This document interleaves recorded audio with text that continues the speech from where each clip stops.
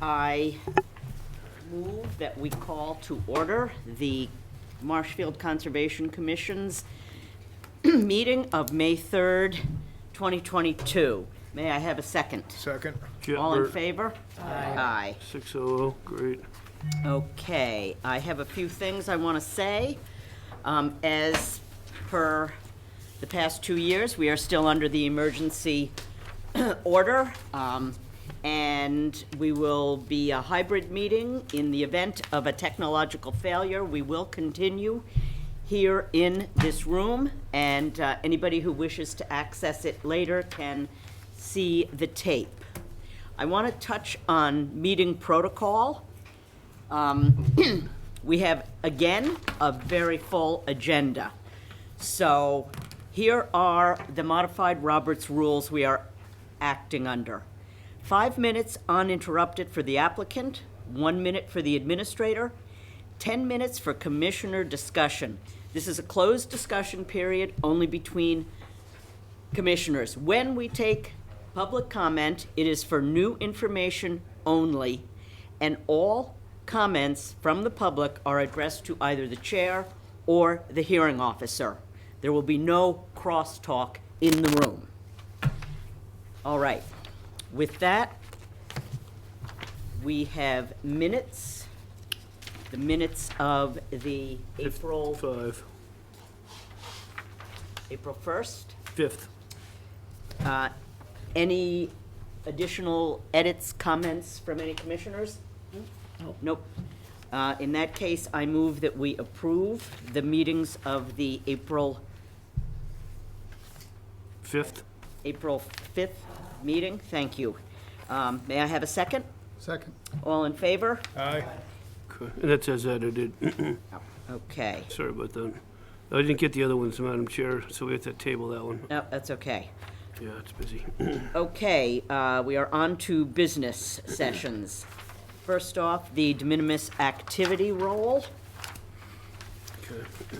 First being 130 School Street, construction of a new shed and removal of trees in the buffer zone.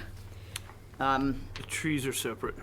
The trees are separate. Sorry about that. We have a shed and we have trees, okay. An existing shed was replaced with a new shed. It is on existing gravel and cement blocks. The shed was replaced on pervious materials in a previously disturbed area. It is within 35 feet of the wetland. This is an after-the-fact activity, and I move that we vote to approve after-the-fact construction of the shed in the same footprint as the prior shed within the buffer zone to bordering vegetative wetland as a de minimis activity. May I have a second? Second? Susan? All in favor? Aye. Aye. So, yeah, that's a tricky one. We're going to have him back for... So he's coming back for the trees? Yeah. Got it, okay. I thought they were both tonight. All right. Second de minimis, 833 Ocean Street. This is the construction of a generator stand in coastal dune, land subject to coastal storm, flowage, and barrier beach. Mr. Clement wants to construct a generator stand using cinder blocks and a 3-inch concrete pad. Now, we had previously come up with a grid Right. for approving these. However, I'd like to hear from any commissioners. Do you feel comfortable with this as a de minimis? Yeah, subject to building department. Is there a reason he's not using the approved, suggested? Money, probably. price? Yeah. It's got, the blocks have got to run near the same cost. That's what I would think, that, I worry about the cement foundation or blocks and scouring underneath and washing underneath and ruining the foundation, and then he's got a generator flowing, probably running gas, broken pipe. I need to recuse myself on this because I have to raise my generator 13 inches, which is I think, 3 inches higher than I need to raise it. And I have to build the platform that we have for de minimis. But I Okay. could put it on blocks, but I'm not gonna ask that, but I'm gonna recuse because I have to. The scrutiny's on, yeah. I would say get out of the room then, Art, just to be polite to you. If you want to recuse, take a walk and then come right back. All right, understood, Art. Thank you very much for that disclosure. I'm here in the commission, so I get it. We do have a number of things that are automatics. There's a few cases where we can use diamond piers, and then we have a stand also that Andrew designed that was approved on December 7th. He made some changes, and Craig and I need, or the chair and I need to get with him and just make sure we have the revisions clean so we can start using that again. But these people are coming back also with concrete pads, the blocks you're seeing, all kinds of different things. And so when that happens, the only solution we have is threefold. One, we come to the commission straight up like we're doing now and ask for a de minimis, or we push them up to an RDA. And now we're asking for that's going to be a 1 month pattern there. I'd rather have told them it's an RDA in the beginning if that's what the commission wants. I'm not fighting, I'm just explaining. Well, I would put it that we're okay with the generator being there as long as it meets building codes, which puts it with the building commissioner. agree. They don't have to come back and, You like that? Right, I like that option. So, isn't Yeah. that designed from the building department? Isn't that a recommendation from them? That's not a Concom. there's multiple things. So, yeah, there's multiple things. You actually have it right, but somebody comes in, they look at it and they're like, I don't like this, too much money, I don't like this, too much money. So they go with the blocks, because that's what they know. Or they go with a concrete pad, 'cause that's what they know. But to Bert's point, we have obtained all subsequent permits, including Marshfield Zoning Board of Appeals and the building permits. So, I mean, I think we're covered there. Yeah. I don't know if we want to get so close to it that we're taking them out of the store, showing them the best blocks or whatever. We don't want any of that, right? We want to kind of backpedal out, approve it, give it the special conditions, and then be done. But if the commission's uncomfortable with that, I need to know, and we'll move everything to RDAs again. Well, how do we be sure that this project is given the same treatment and resolution from Concom as any project owner's generator stand? We have an honor system right now. I could go back and start spot checking on a whole bunch of them, and that is a possibility. I could say, look, you were supposed to go with diamond piers and you didn't, you went with blocks. Now we got an issue, And that could be, we could do some spot checking. It's not like I want to do that. That's the one option. We're just getting started on this. There's just a lot of them coming.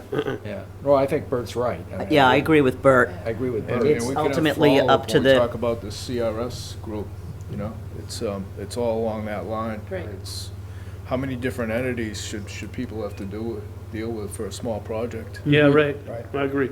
So I think this is as close as it comes to me personally wanting to touch it. We spend a lot of time on it. We put it in a spreadsheet. We make a folder for it. We send it out to the commission. We ask permission. We're trying our best on our end. You tell us you want to go in a different direction, we go in a different direction. Okay. Any more comment? That being said, I move that we vote to approve with special conditions the construction of a generator stand to be decided as a de minimis activity. May I have a second? Second. Oh, that's Rick. All in favor? Aye. Okay. And we got a boatload of special conditions here, including using clean compatible fill, so. All right. Need Arthur back? Oh, Art. Yeah. I like this guy's name, Roger Clemens. I bet you he can throw those cinder blocks. Thank you, Surprised Art. you Your even know Art who he is. returns. Oh, I know who he is. Yeah, okay. All right, 125 South River Street. The removal of an off-site boathouse in buffer zone and, what is RF? Rural? Riverfront. Riverfront. Oh, riverfront. I'm thinking it's because it's ag land. It's Zenith's Brook down there. Yeah. Do you want to explain this one, Bill? Yeah, Because sure. it's This kind is- of unusual. Yeah, we've got new owners, the Divines, down at 125 South River Street. The Zenith's Brook runs through the property underneath some culverts, et cetera, but in the back, they had picked up some land from the AgCom, and just beyond that property line, there's a boathouse. It's, I guess it's nearly condemned. It's just crushed and it's a mess. They want to take it out. They got a permission letter from the AgCom. or the Ag Society to go ahead and remove it. They said you need to follow subsequent permits with Concom and Building Department, which is what they're going to do. And they want to know if it's okay for this to be considered a de minimis. I spent some time talking to the father and the daughter. The daughter and her husband own the place, and they have other work they want to do. So this is an opportunity to get them on board as good stewards. They got some stuff they want to clear out that's clogged under their culverts, so they'll be back on that. But I think if we can work with them on this, they've got the permission off-site. You saw the letter. I think I made it available. If not, I'll put it up here. Did everybody get to see it? The letter? Okay. So, so it seems to me like a good project. They want to do the right thing, and they ask permission. It's in the buffer zone, and it's in the riverfront. Any commissioner comment? It's a shame it's falling apart because we could talk about moving it to Couch Cemetery. No, I'm kidding. 64 square feet, we're going to have It a would be a problem. long ride. There you go. Okay, in this case, I move that we vote to approve the off-site removal of the aged boathouse from the riverfront and buffer to wetlands pursuant to the Agriculture Society's requirements. May I have a second? Second. All in favor? Aye. And again, we have special conditions, including obtain all subsequent permits, Marshfield Zoning Board of Appeals and building permits, so that should cover some people's concerns on that front of it. Okay, And tractor-wheeled vehicles are prohibited. right. Just to note. Okay, business item B2. Marshfield Conservation Commission public meeting dates changed to Wednesdays.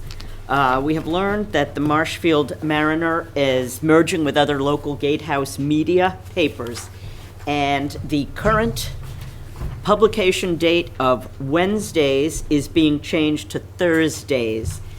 This does not accommodate our current five-day business requirement for abutter notifications of hearings. So we have come up with the best solution for the commission, and that will be to move our meetings to the first and third Wednesday of the month. So this will be our last Tuesday meeting, going forward on May, is it the 18th?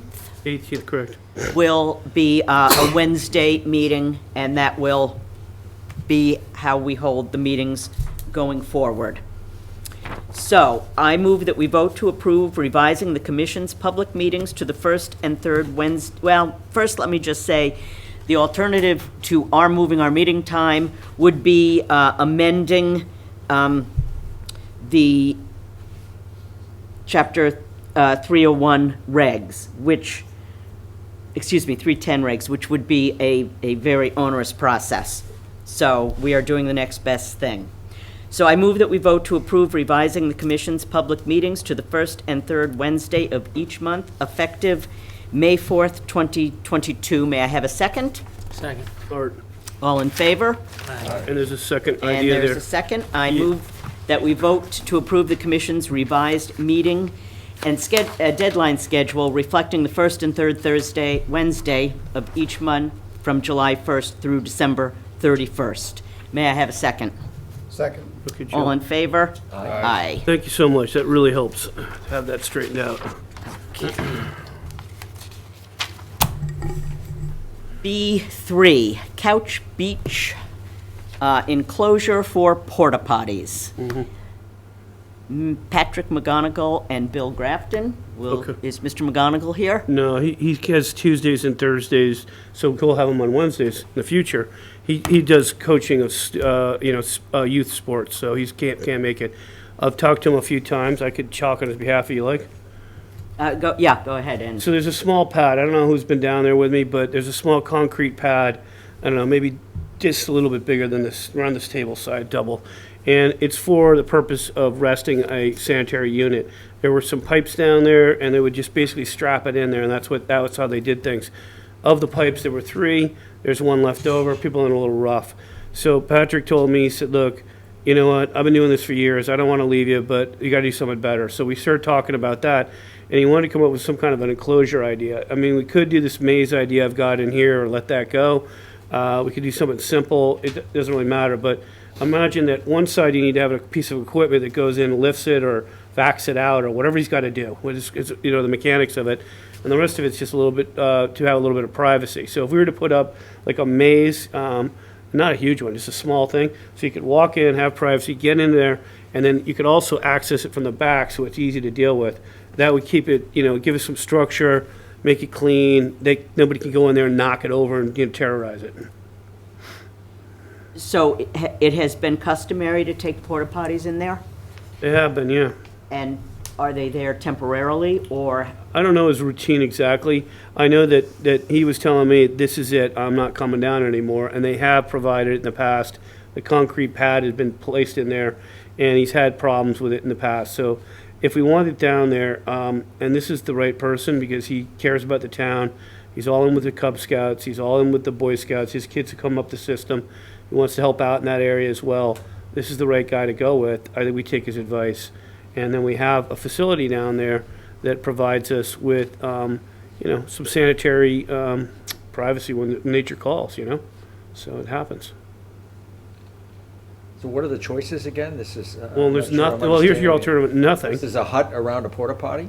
Oh, it's a, I guess you could call it that. It's more of a enclosure, you know, like a outdoor shower type thing, you know? So no one can tip it or mess with Yeah. it. They knock it around. They drive it around a bumper car, the thing everywhere. That's what I've heard. I've never seen it. I just take the stories and kind of process them. I could see it being a problem, and he was pretty, he's a nice guy, and I could tell it was over if we didn't do something. I mean, why does he want to do it? Because his equipment, which is valuable to him, is getting destroyed. It's that simple. So he I thought loans it the, he's loaned the porta potty to the. Yeah, I don't even know that arrangement. That might be, and it might be a buck. I don't even know who pays for it. It gets down there, and he takes care of it. So it's not a privacy issue, it's getting it in and out. He just suggested an outdoor shower environment. He said, go look at the one in Duxbury. And the reason I don't have pictures of it, I couldn't get to it yet. Today was a tough day.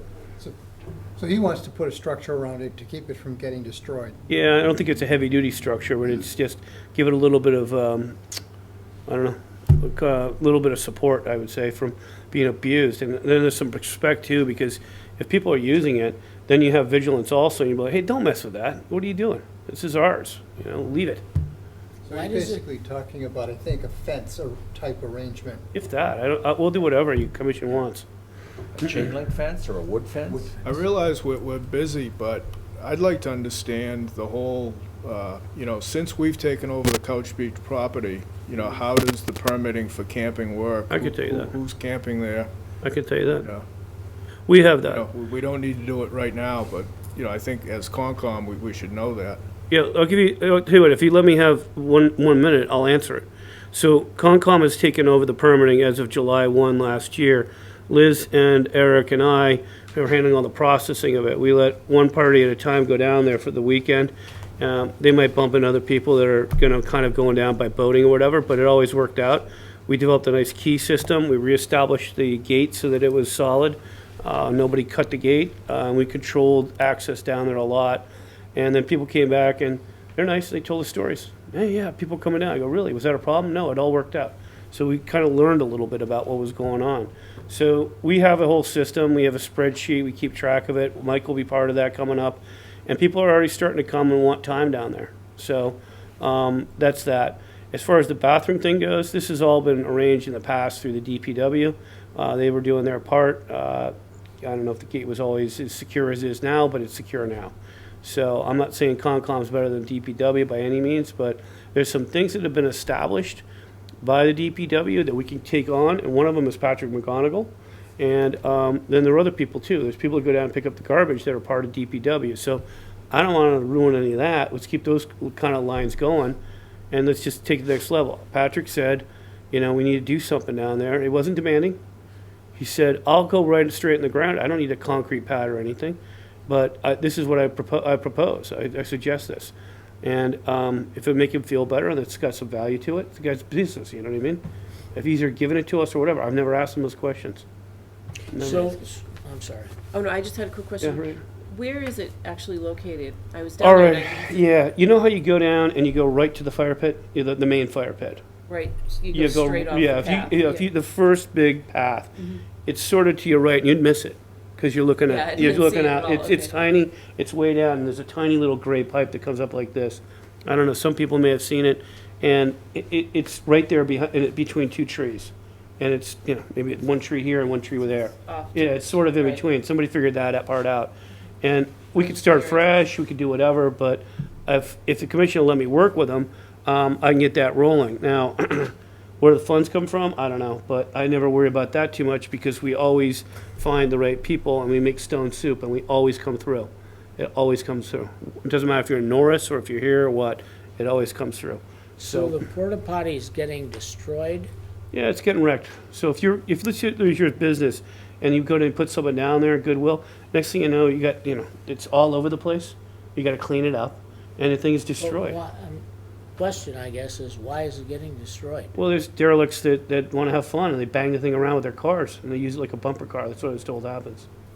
He's taking it out of there. The old porta potty's gone, right? Because when you and I went down there, it was gone. Yeah, no, what I'm saying is that it Well, bottom Bill, line. I don't want to prolong, sorry to interrupt, but I thought we established that the only people that unlock the gate and go down there are when you have a group camping down there. That's right. So who's down there driving their cars around? This is the past.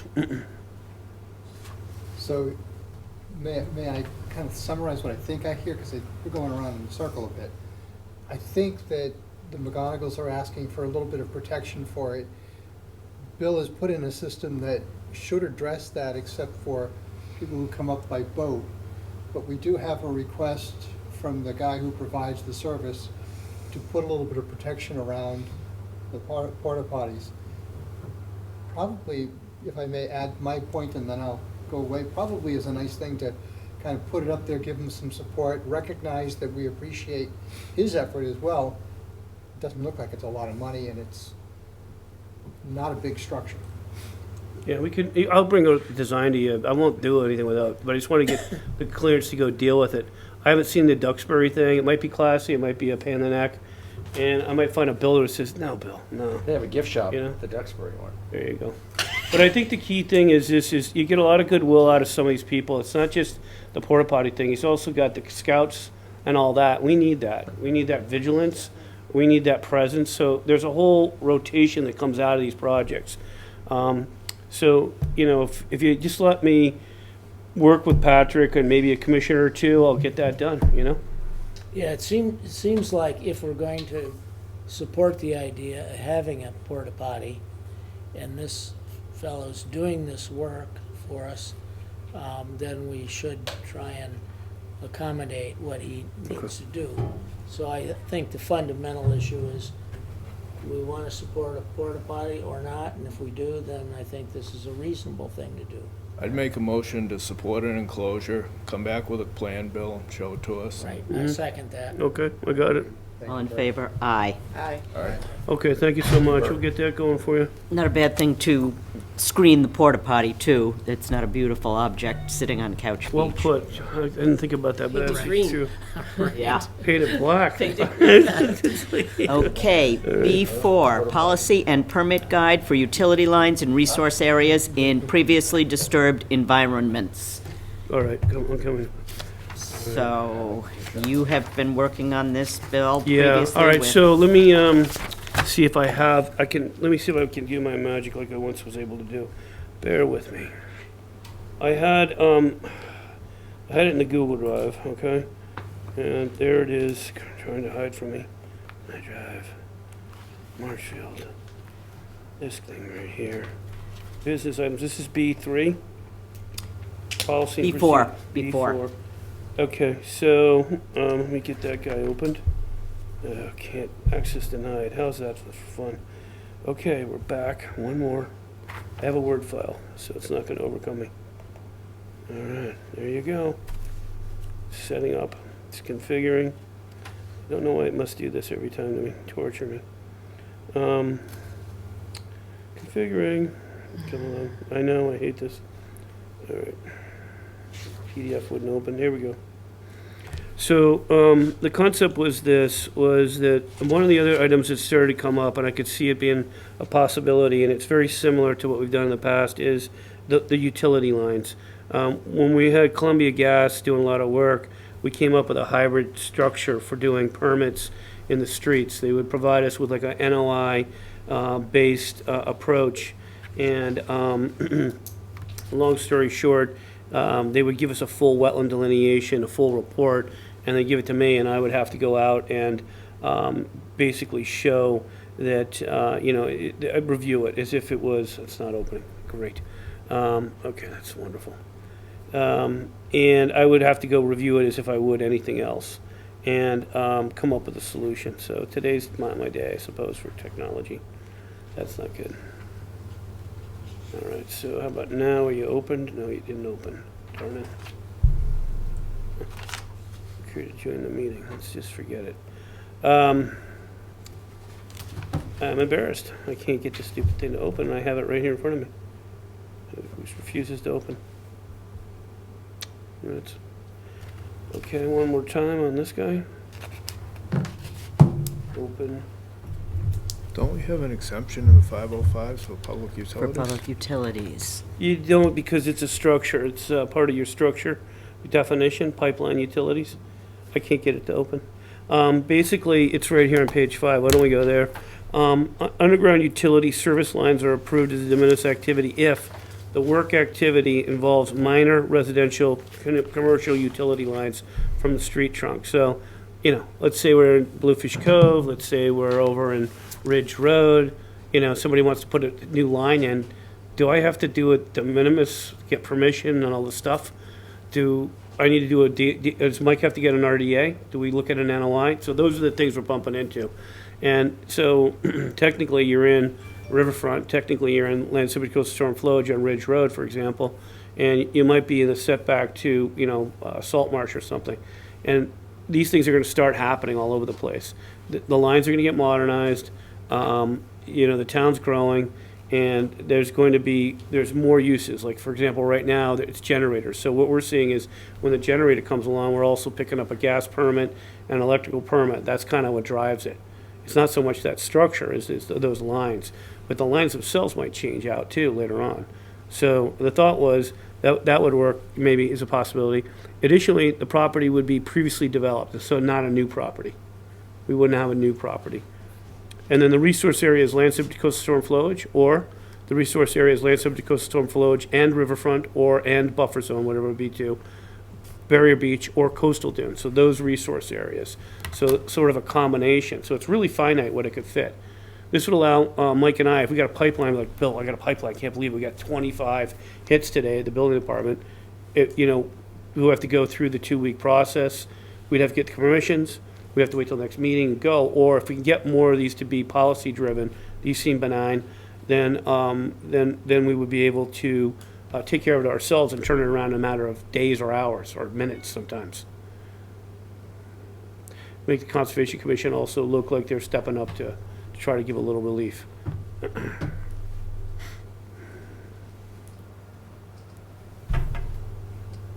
Sounds Comments? reasonable. Thoughts? I think it sounds reasonable. You approve them anyway. We've never denied one. Yeah. No. I thought the commercial stuff was exempt anyway. I'm still not clear, but I'm fine with this. It's more like if auto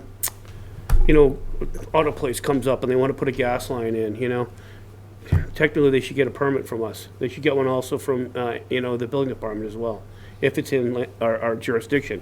This just gets rid of it faster. We can actually handle it. I think everybody here would approve it.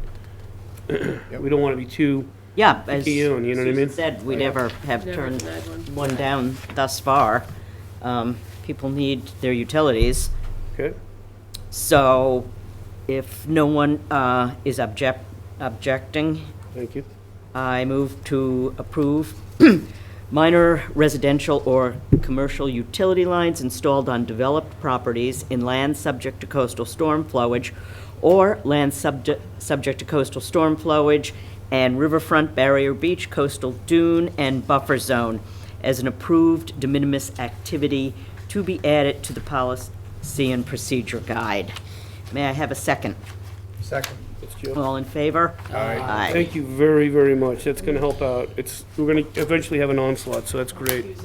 Okay, Susan Karen, the commissioner, is recusing. All right. Okay. Okay. B5, 205 Riverside Circle, hazardous tree removal, de minimis versus a conservation permit. There is a hazardous tree on this property. It is in an isolated vegetated wetland. The tree is dead, and the approach to it is hindered. The homeowner is going to be bringing in a crane to remove the tree. It's right here. And it would seem to me that this is a de minimis activity. I agree. Yeah, I agree. Does anyone else disagree with that? Based on things we've been doing lately. Yep. And Yeah. I would just say, in the process of trying to look at other towns and see what we could develop as a tree policy. Yes, yes. It's always that a dead tree in a hazardous condition is always allowed to be removed. So I would absolutely go along with it. I'd like to add to this, just in general. I think that I've come a long way personally. I thought something in the wetlands, you might need to touch, it's a tree, preserve it, so on. But, bottom line is this, is that if you take it straight down, and don't have an impact, you use a crane, you remove it all, leave the roots in place, you're not creating an erosion control problem. Yeah, maybe you lose some wildlife habitat up there, but we also have a public safety responsibility as well. So those things have to be brought into balance. And so I think you're fine on the de minimis on this. And the storms we've had, the sheer Well, if that storm. goes down on its own, it's going to take out a lot of healthy trees. Or if it was near a power line, that thing Yeah. will do a number on it. So dead trees are important for the public, but Mm-hmm. there's time and a place where, coming through the commission, we're trying to find ways to work with you, and we're seeking out de minimis as an option, but you have to come to the commission. Okay, I move that we vote to approve this tree removal as a de minimis activity. May I have a second? Second. All in I'll give favor? that to Art, yeah. Aye. All in favor? Aye. Okay, let me get Susan back here. All right, we're doing very well here.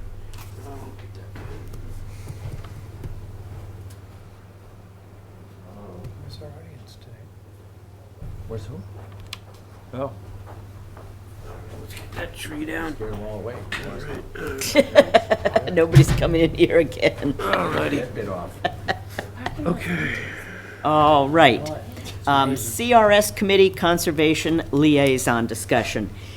Building Commissioner Andrew Stewart contacted me in February.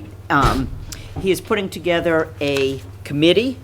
The CRS is the community rating system that is monitored by FEMA, and the insurance discounts are reliant on this. He wants to have broad participation in this committee, and he has asked for a liaison from Conservation. I have talked to the various commissioners, and Commissioner Ring is interested in working on this, but has limited capacity right now. So I am proposing, and I have discussed this with both Joe and Bill, that Joe and Bill tag team it going forward until such a time as a commissioner can step up full-time, whether that is Joe or someone. Okay, yeah. And that doesn't put too much of a burden. Yeah, it's like right now. I mean, you don't need anything more, but, so, I move that we vote to advise the building commissioner that the Conservation Commission has ratified Commissioner Ring and Administrator Grafton as the commission's point of contact to attend CRS meetings, depending on availability. Okay. That would be for discussion and information gathering, right? I mean, any Right. decisions, I think, should come back to Concom. Usually they do. Yeah, I would say that's our only method. May I have a second? Second. All in favor? Aye. Aye. Okay. I will inform Andrew. Okay, B7, 15 Prospect Street. Is this going to be tabled? It is. Yes, okay. He's gonna go with the NOI. Okay. I move that we vote to table this per the applicant's representative, John Zimmer. May I have a second? Second? All in favor? Aye. Aye. Okay. B8, 172 South River Street, Pratt Farm Emergency Certification. The buildings at Pratt Farm, as I think we all know, were removed without any permitting by the Building Department or the Conservation Commission. The remains of the barn are a mess. They are potentially hazardous. Susan and I have been there with Bill and Fred Russell. Whoever did the demo salvaged what they wanted and just walked away, it appears. So we now have a situation that is very, very unattractive and potentially dangerous. So, That's what you got here, Craig. I'm just gonna do this real fast. Here's what we had. This is what we got, the pad. This is where the garage was. See the drop off in the back, dangerous. Big time drop off, a lot of wood back there. It's like a bomb shelter, you know, you can see the drop off. It's pretty dangerous, deep. It's a mess. It's a big mess. It's a very big mess. We pay this company to do this? They salvaged the wood, is what happened. That's how they get paid? Yeah. apparently, So there's a couple things to think about. First off, Concom, it's your province and your authority to make this decision if you see a public safety risk for short-term 30-day scenarios. It's built into your Chapter 505 and also 310 CMR 10.06, which I've made part of this emergency cert here. But when you look at the actual specifics, somebody can get down in there, they get hurt, it's pretty obvious. What if they drove a car over this thing? Right.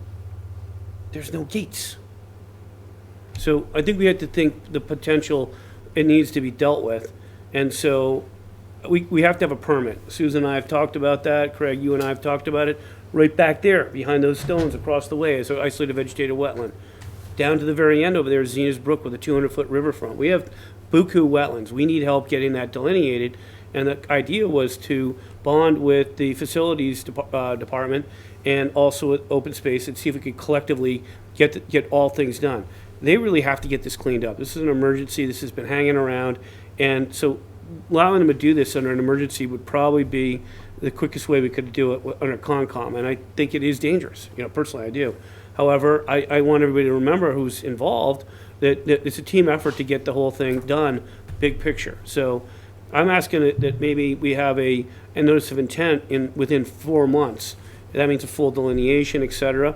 And otherwise, you know, I'm in a bit of a pickle, you know what I mean? So if people don't cooperate with that, so that's a problem. Then I have to go out single-handedly and say, look, everybody, you know, we said 4 months. So I'm not sure if the funding is there for the wetland delineation. I'm not sure if we wanted to, the commission has the capacity to waive the requirements for a surveyed plan, but I think we need a wetland delineation no matter what, so. I would make a suggestion, Bill. Sure. There's an old wetland delineation from about the time that the property was purchased, Yeah, done by John Zimmer. I know. If we were to go forward with further improvements, I would say we need an updated delineation, but for these emergency, you know, grading and cleaning up the site, I think that would be sufficient. So you saying strike it, don't have any NOI? See what I got is I got a special condition, I'll show it to you. Let's see if this works. I don't, I mean, they've gone in there, Sure, I'm not arguing. Yeah. actually, the house demolition went pretty smooth. That was done by a local contractor. They were in and out in just a couple days, and they left the site pretty good. This barn, you know, I don't know what the contract was, but, you know, whoever within the town signed the contract, we should follow up and see what needs to be done. And I think, as Concom, we could authorize that site there. It's previously disturbed, obviously. I mean, do any of you see a problem with heavy equipment going in there and cleaning that I up? agree with what you're saying. You can't leave We it just like did that. one over on Ocean Street too that came in pretty quick and, you know, I didn't have that was the first time I didn't have a special condition, so this isn't precedent setting here. If we don't have if I drop that, this is not the one that's precedent setting. The one on Ocean Street is precedent setting, so that we're following in line with that. But traditionally, we've worked in, at least I've asked for it, a special condition for an NOI within a certain amount of time. In other words, or Rod's actually had some projects too that he's turned in, NOIs at some point in time also. Yeah, I think the key, to me anyway, is this word emergency. If it's an emergency situation and we have a previous delineation and so forth, then we should do it. Otherwise, leave out emergency and go the other route. But if it's an emergency, we're trying to expedite something. It seems to me an obvious public safety issue. Absolutely. Seems like it. Does that make it an emergency? I would think so. Yeah. I would expect that. So, and I don't believe at this point there are any avenues for funding for a wetland delineation. Would you like me to address that? Yeah, would you mention, I've been trying for months to get permission to release money from the Pratt. We had a couple of Pratt accounts. First, it was the acquisition, and then there was the project that created the parking lot on Willow Street and the trail through the Pratt property out to the Keble footbridge, and then the kayak launch. That was a separate funding article from CPC, and there was leftover funds in that article with the Pratt. It was Pratt Trails and kayak launch. There's $15,261 in there. So I went to Mike Maresco to see if we could get permission to use those funds. And it's customary to, when you have these CPC projects, you have estimates, and sometimes you come out ahead because you have money left over, you return it to the general fund unless there's a reason to use it. And so seeing this situation, I thought, well, we could put that money to good use right now and hire an engineer and get these things rolling, because there'll be a subsequent project coming forward, probably from Trails, to do something on that property, which was always the plan, to have some sort of little sitting area. So I just found out today that town council said that we can't use the money. So, and I had met with Mike Maresco a long time ago, and he thought, well, the Pratt name is on it, and a lot of people familiar with this felt like it would be possible. So that holds up getting a new, fresh delineation. I thought we could take care of that and just be good partners with everyone. It turns out, sorry, coming up empty. So it's good effort, Noble. In general, I'll always ask for an NOI at some point, We've got plenty of emergency certs that are out of compliance and they never did their NOIs. So I have to follow up on that also. That's and the NOI would be filed with by- Concom, yeah. by whom? I would assume the town. I mean, I think I'm giving this to, I think it would be the Board of Selectmen, Board because of they Selectmen? contracted to have the work I done. have the facilities Okay. department. I don't want to put that on Fred, though, So I thought that this was moving forward, smashing. I didn't realize we were going to hit a wall on that. So I've already kind of signatured this in the building permit that we're coming forward as an emergency cert, and we'd be looking for an NOI. But in this case, the funds don't exist for the NOI, obviously, even for this. And this is an emergency. So I might sound like I'm doing the speak, but the main thing is the emergency component of it. The main thing is the commission does have the authority under 310 CMR 10.06 and under Chapter 505, which is its own animal here. It's the only section that I've got built into this. So this whole thing not only covers you from the perspective of it being an emergency, but it also calls out your jurisdictions right here. So you've got 505 106.13 and you've got 310 CMR 10.06. So your jurisdiction is crystal clear, and just tell me what you want to do. If I pull back on the NOI under direction, I get that. It's not like we're doing anything that we just didn't do down the road at Ocean, so. You could also do the NOI and then waive the survey requirement and then use the existing delineation. The existing delineation doesn't include those areas I just called out. It doesn't have that part of Zenas Brook facing this area, and it doesn't have the isolated vegetated wetland, and then there's some other wetlands. Mike and I were kind of walking, there's a garden in the back, there's a bit of wetland back there. Limit this work to the extent of cleaning up on the existing area of the barn, and it's, Previous disturbed environment, you saying?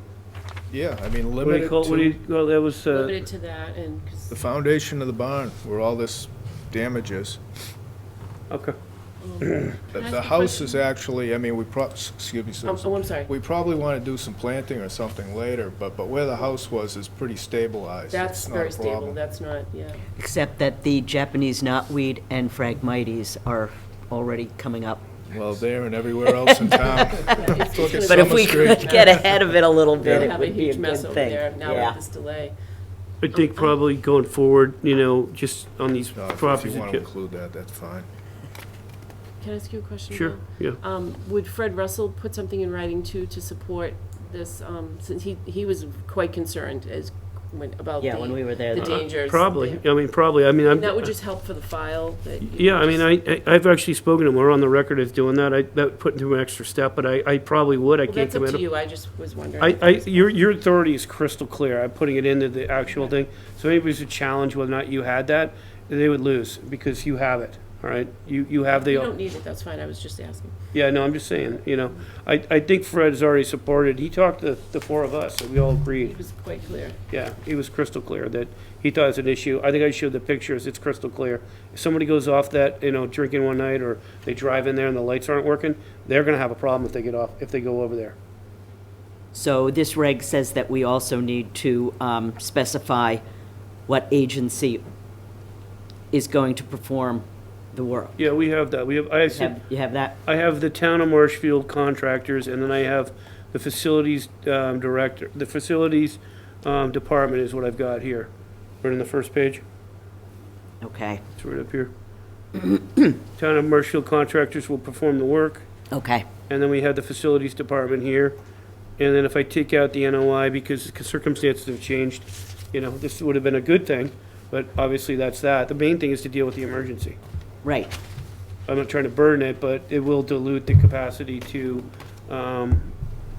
use NOIs as much unless the commission sees it's crystal clear need.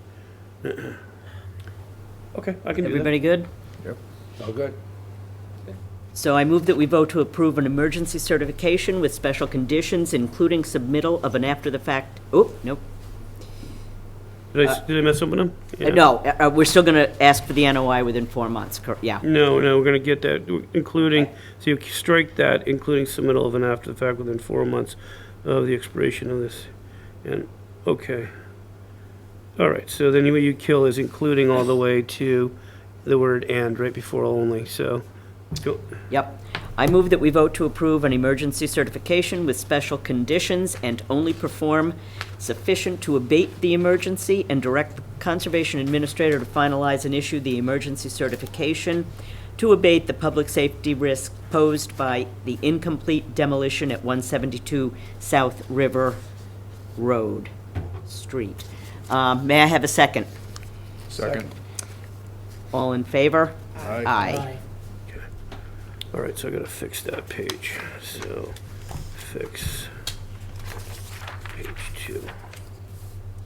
Okay, got it. Okay. Continuations, we have 3. 274 Foster Avenue, SE 422958.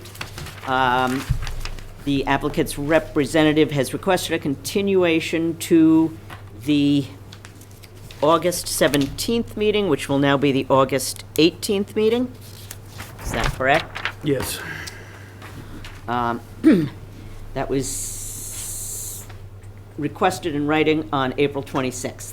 May I have a second? Second. All in favor? Aye. Aye. Aye. 0 Littles Lane, ramp and float, SE 422966. Required site visit has not been completed. ZBA application is required. The applicant has requested a continuation to the June 2nd, June 1st. Now, you will be informing these applicants on the continuations that the dates have changed, Bill? I better do that. Never know. It's a good call. Vote to continue this to the June 2nd public meeting as per the request of the applicant's representative. May I have a second? Second. All in favor? Aye.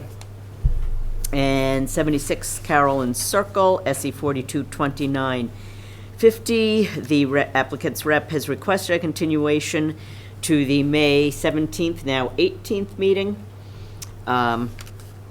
May I have a second? Second? Let me read it. Vote to continue to May 18th, public meeting as per the request of the applicant's representative. Second was, Joe? all in favor? Aye. Aye. Okay, we are now on to the public, I have a question, Madam Administrator, or Madam Chair. Is, maybe this, a question for Bill. Is Joe the hearing officer on the Little's Lane Pier dock, or is it me? It would be you. Is it me? Okay. I know they're trying to get the site visit set up. Yeah, there. Okay. I told him he runs it, Mr. Armstrong, so. Can't be heard on the website. Really? All the mics are off. Okay, so what do we boy, got there? thank Amigo? you. Thanks a lot, Greg. Well, errors and omissions, accepted. It might be that, looks like Zoom's having some issues. Okay, Oh, yep. all right, so Yeah, Zoom just, fizzles. uh, Is it back?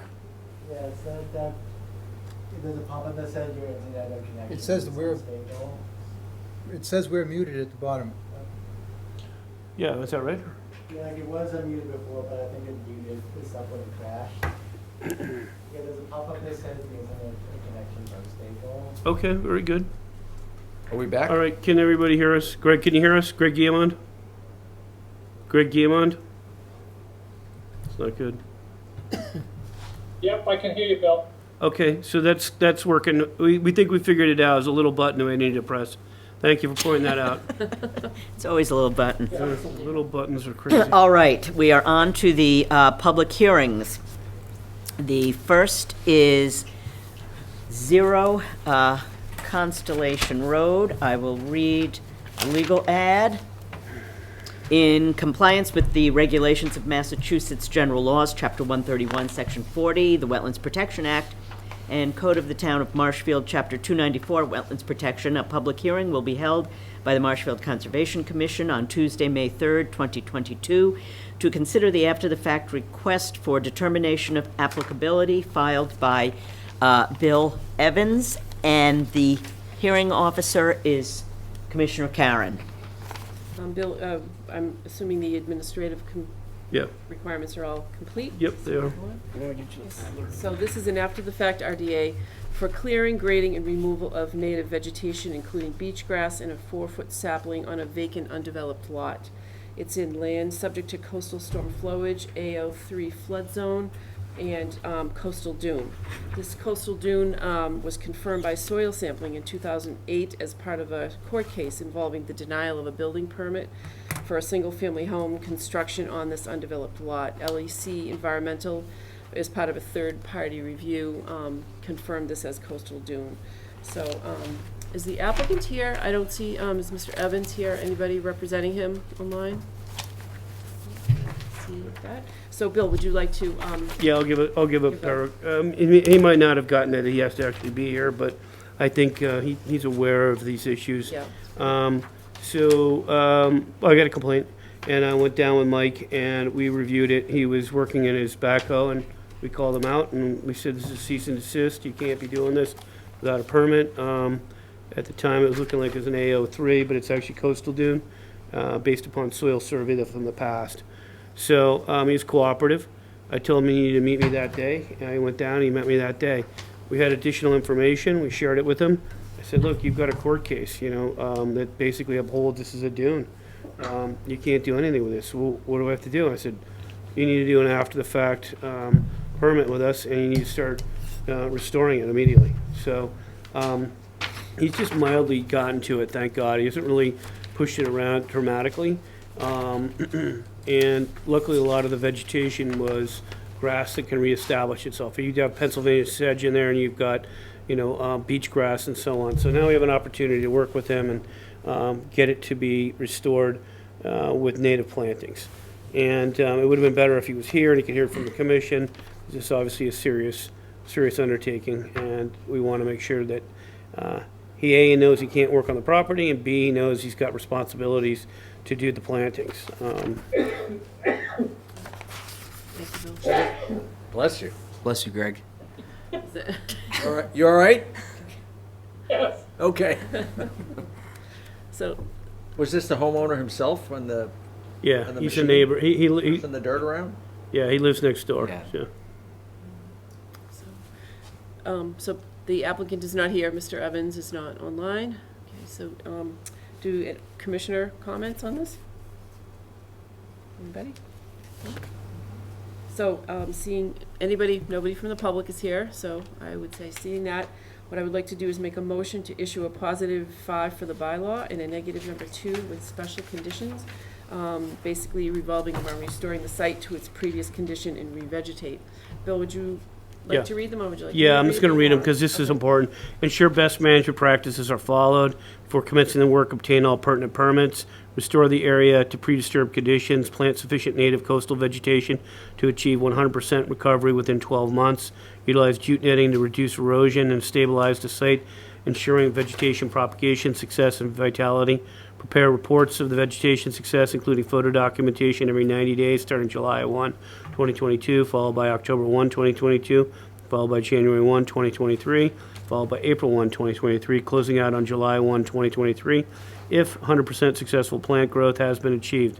Contact the Conservation Office when each report is submitted to arrange a site visit with the hearing officer, Susan Karen, Conservation Administrator, or the Conservation Agent for a site visit to confirm the reported findings.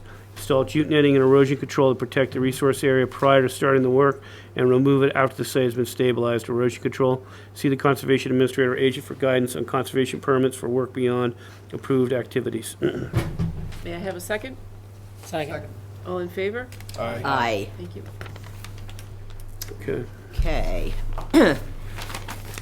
Next up is Marshfield Hills Realty Trust. This is a new hearing. I will read the legal notice. In compliance with the regulations of Massachusetts General Laws, Chapter 131, Section 40, the Wetlands Protection Act, and Code of the Town of Marshfield, Chapter 294, Wetlands Protection, a public hearing will be held by the Marshfield Conservation Commission on Tuesday, May 3rd, 2022, to consider the request for determination of applicability filed by the Marshfield Hills Realty Trust, care of Eric Rote. And the hearing officer is Vice Chair O'Donnell.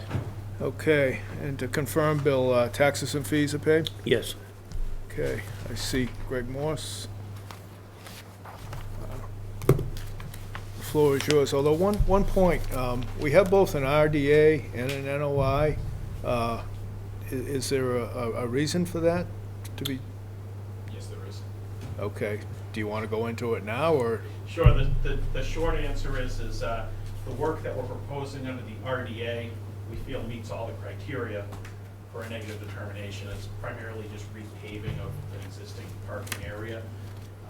The work proposed under the notice of intent actually involves work in the resource, and that is putting new concrete down where the boat ramp is. The work that's being done under the RDA, just the paving, we're hopeful to get it done before the season opens, which is in about 2 weeks. Yeah. So time is of the essence for the repaving project, as opposed to the boat ramp project is a little bit more long-term. Can certainly wait to discuss an order of conditions and, the appropriate measures for that. But the paving is the primary concern at this point. Okay, so proceed with this one. Sure. So for the record, Gregory Morse, registered engineer, Morse Engineering, representing Eric Rote and Marshfield Hills Realty Trust. The property is located at 2205 Main Street, Rote Marine, on the North River. Looking at the plan here, you have Route 3A, Main Street at the top of the page, the North River's off to the left. The existing property, about 1.25 acres in size. There's an existing home at the property here. There's the marina facilities down here, the existing boat ramp. You come in the existing driveway.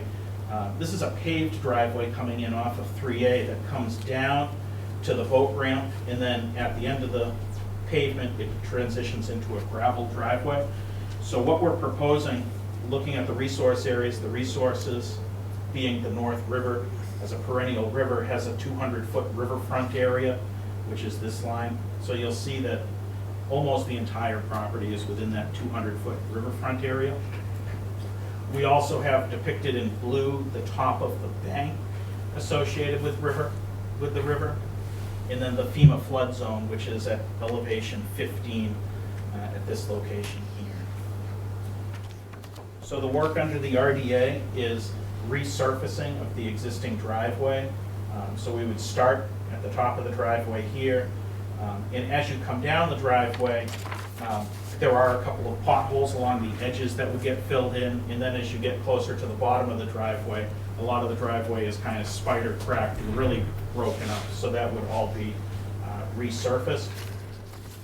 We felt it met the requirements for a negative determination because we're not proposing to remove, fill, dredge, or alter specifically a resource area. We're simply recovering an existing impervious surface. We included the impervious area table. There's no change existing versus proposed conditions. All work is within the limits of an existing asphalt driveway. There's no loss in flood storage capacity. There's no work on the bank that would alter the characteristics of the bank. In the riverfront area, again, having to do with impervious numbers, we're not increasing the impervious, we're not increasing runoff off the site. We've proposed a silt fence just at the bottom edge of the driveway here. We're not proposing to bring in gravel or regrade any material, just the new asphalt over the driveway. It really essentially serves as a limit of work as opposed to an actual erosion control area. So I turn it over to you. Your comments, Bill? Yeah, let's see, so I did talk to Greg about this, and I had your same point, Bert, and I thought about it a bit, and wasn't at the time very familiar with the property, so I had to say to myself, I believe there would have been permitting done, at least by Mary's or by Mr. Rote at some point in time for that driveway. So here he is doing another permit. I'm not looking down that pathway right now. However, I did talk to the North River Commission, and they need to be also, they also need to be presented to as well, because they have a pervious protocol in general, but there's exceptions for driveways on marinas. So that's something that you also want to take into account for this project. I don't know if you plan to do that, but that's a must. It's going to be part of the special conditions. Okay. And then as far as it goes, I didn't have a winning argument against Greg Morris here with regards to it not being an RDA. There was a question, I will ask that question. An interested party came in and asked about the storage tanks, which weren't immediately involved with the work area, but were under this concrete pad with the storage tanks, whether or not vehicles running over it was compatible with regards to the safety of those units. So that came up as part of this, because obviously people get their information, and maybe you could answer that, or, you know, if it's not appropriate, then we're going to have to refer that back to her. Sure. So it's really not associated with the driveway repaving project, but there are, there's a concrete pad down here in the gravel driveway area. I think that's where the fuel tank is. There is a fuel dock as part of the property. That existed prior to the applicant owning the property. He's not changing that in any way, shape, or form. Cars and vehicles have driven over that for at least the last 20 years. We're not changing that. This property does have a more recent septic system. The septic system was installed maybe 10 years ago, or a little bit more sooner than that. The septic was designed for vehicular traffic as well. I was associated with that. Yeah, was that in a butter bill that had made that request, or? I don't know, that sheet there. I mean, I just heard about it this afternoon. I actually tried to call the fire department. I think they'd be in charge of inspecting tanks, and I thought that'd be an appropriate question for them. Right, and also Board of Health, what kind of tanks are these? Fuel tanks. Ah, okay, there you go. It is right, that's right. So the question was, you know, can somebody park on them? Well, looks like they do that kind of thing and they drive over stuff at gas stations, so maybe. They certainly do at gas stations. I didn't prepare to talk about the fuel at this property. Yeah, sorry to surprise It's been you. in existence, we're Yeah. not touching it. Yeah. So Yeah, I it's a mean, fire department permit. I would agree. Like to open it up to other commissioners? Nothing here? They're not changing anything in, up toward the bridge where all the trailers park and the cars park on that steep hill? No, that would remain as, It's gonna gravel remain the and way it grass is. area. Yeah, as it okay. is. It's just the existing pavement is in disrepair. A couple people have fallen in the potholes, and it's Yeah, time to myself get it included. fixed. Yeah. Hopefully before the season really opens up. Yeah, I went up there at low tide yesterday just to see exactly, where the paved surface is, and it looks like it's gonna be exactly the same Yeah. footprint. We did submit, obviously, a plan, but included in the RDA is an aerial photograph of the site. Yeah. The intent is just to go over the Yeah. existing asphalt. Now, is this just another layer of asphalt on top of what's there, or is the old stuff Yes. getting, okay, so you're not removing It's an anything? overlay. Okay. In that case, I'd like to open it up if there's any public questions, comments. Nobody else in the room, so. I see nobody on Zoom. In that case, I'd like to make a motion to issue a positive determination number 5 for the bylaw and a positive, The -2. My bad. says, okay, -2, special conditions detailed in the cover letter. Bill, you want to go over the Yeah, special so, conditions? thank you, Bert. Ensure best management practices are followed before commencing the work, obtain all pertinent permits, install erosion control to protect the wetland prior to starting the work, and remove it after the site has been stabilized. Before commencing the work, provide evidence that the North River Commission application has been submitted before commencing the work. So that's pretty quick, you need to do that. Ensure the footprint remains the same as the existing driveway as depicted on the approved site plan referenced in Section A, General Information 1, Final Plans. See Conservation Administrator Agent for guidance on conservation permits for work, beyond the approved work activities, and that's it. Regarding the comment with North River Commission, I don't know that a permit with them is required. It very well could be. I will reach out to their administrator, but in the event that one isn't, can we put in if required on that condition? Provide evidence to the North River Commission. Correspondence, Okay, sir. correspondence. Okay, correspondence. They have an exception for About it. Probably won't have to do application a permit. Right. has taken place. Okay, before commencing the work, provide evidence that the North River Commission, that corresponds with the North River Commission about the application has taken place.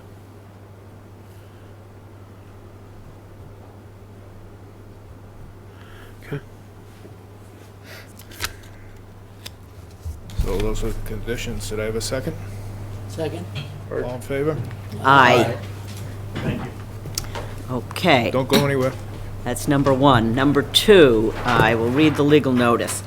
In compliance with the regulations of Massachusetts General Laws, Chapter 131, Section 40, the Wetlands Protection Act, and Code of the Town of Marshfield, Chapter 294, Wetlands Protection, a public hearing will be held by the Marshfield Conservation Commission on Tuesday, May 3rd, 2022, to hear the notice of intent filed by Marshfield Hills Realty Trust. And once again, the hearing officer is Vice Chair O'Donnell. Okay. Bill, confirm taxes, abutters, and the EP number? yes. Okay. Mr. Morse? Thank you. Again, for the record, Gregory Morris, registered engineer, representing Marshfield Hills Realty Trust, 2205 Main Street, Wilton Green. This is a notice of intent. The work proposed with this is the reconstruction of the boat ramp at this property. The boat ramp exists right here next to the marina facility, adjacent to the parking lot and driveway. It's an asphalt ramp currently that goes down into the North River. It has an existing Chapter 91 license on it. That license specifically says that the structure shall be maintained in good repair.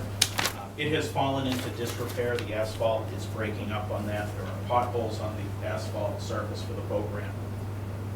What we're proposing here is we're proposing to have precast concrete slabs made. They would be 15 feet by 15 feet by 4-inch thick slabs, and they would be placed over the existing ramp on top of the surface, so that we wouldn't physically be altering the ground surface, we wouldn't be digging into the existing asphalt, we wouldn't be stirring up any sediment associated with that. Those concrete slabs at each corner would have a screw essentially, which would anchor it down into the existing ground underneath the boat ramp. The work is inland, subject to coastal storm flowage. The ramp is approximately 1,300 square feet in size, and it is on the coastal bank. The coastal bank being the line in blue, the boat ramp obviously to get down into the water. DEP had no comments on this.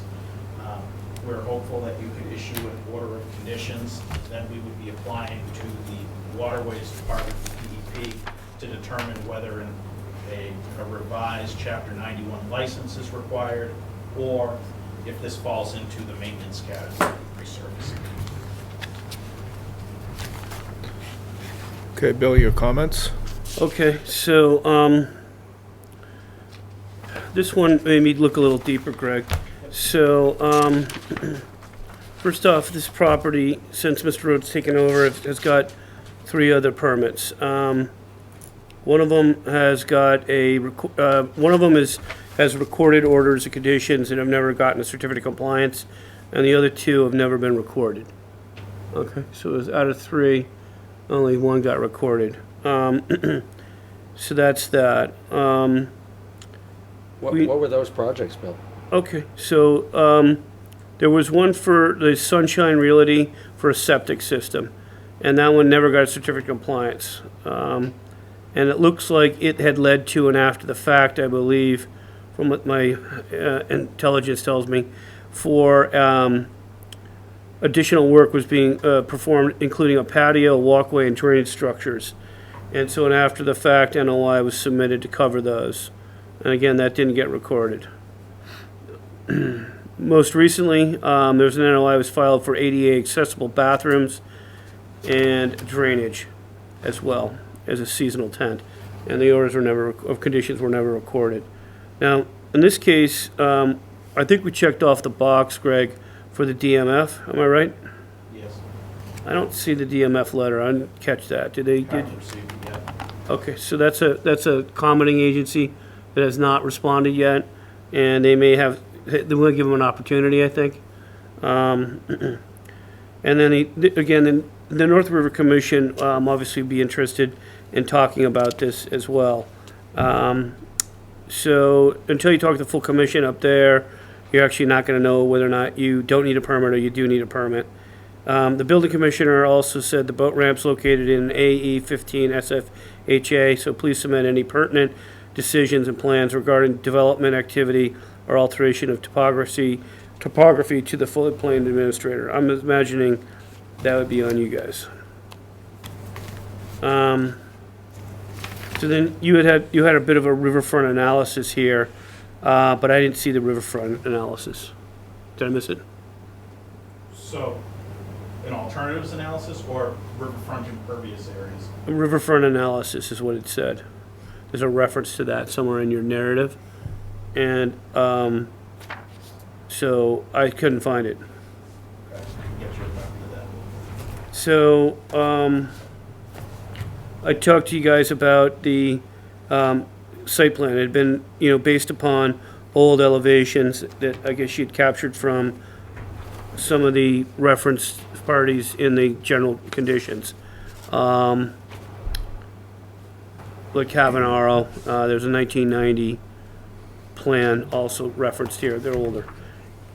So I guess you converted the NGVD 29 to NAVD 88, okay? We typically like to have that rerun so that we're sure, okay? The permitting history isn't like linear. So that's something that didn't necessarily sit very well with me. So the other thing about this is these concrete slabs you're talking about, I want to know more about them. I mean, like, we just did a project, where we have one coming over on Preston Terrace, and they're giving us a lot of detail about the product that they're using, for a fabricated, prefabricated, retaining wall that they're gonna fill with like stone or whatever. So we don't have any detail on that. We want to make sure that there's no introduction of waste or contamination in the North River. Doubtful, but would be helpful. So, that's my 2 cents. I don't know how far the commission wants to go with that, but that's my analysis. Thank you, Bill. So they're gonna tie these slabs in, Greg, the concrete slabs into the asphalt driveway, so it's all Correct. level? Correct. Is this something that's gonna be fabricated locally, or are these commercial product that, No, it's anticipated that Situate Concrete pipe will be making these. what are they gonna use for reinforcement? Probably epoxy coated rebar. Okay. So I can get a detail on those and give you more information on those. No, I Absolutely. mean, when you look at all the bridges that are rusting out with all the rebar, just from road salt, as opposed to being in salt water. But other than that, it seems like a good way to go, as far as being precast and drop them in place rather than try to A pour. lot less disturbance and, Yeah. stuff washing into the river. So the I old have one asphalt. question about that, if I may. Yeah. So it's going to sit on top of the ramp that is currently deteriorating. Yes. Is there any possibility that what will then be the underlayer will be able to continue to crumble and end up in the river, or will there be some containment? Sure. We're not proposing containment on either side of it. The fact that it's not going to be receiving, vehicular traffic over the top of it, and that it's going to have a fairly constant pressure down on it now, a uniform pressure down with the new slabs on top. We think will suffice. Will be good, okay. Thank you. But you do talk about cutting it at the top to fair it in, Fair in, yes. but again, the new asphalt is gonna be higher anyway from the resurfacing, The so. overlay will be about 1.5 inches of overlay. These slabs here we're talking are being 4 inches thick. So yeah, there would be a 2.5-inch lip that would have to be faired in. Commissioners have any other questions about this? I would like to follow up with Bill's comments about the outstanding orders of conditions and non-registered orders of conditions and all that.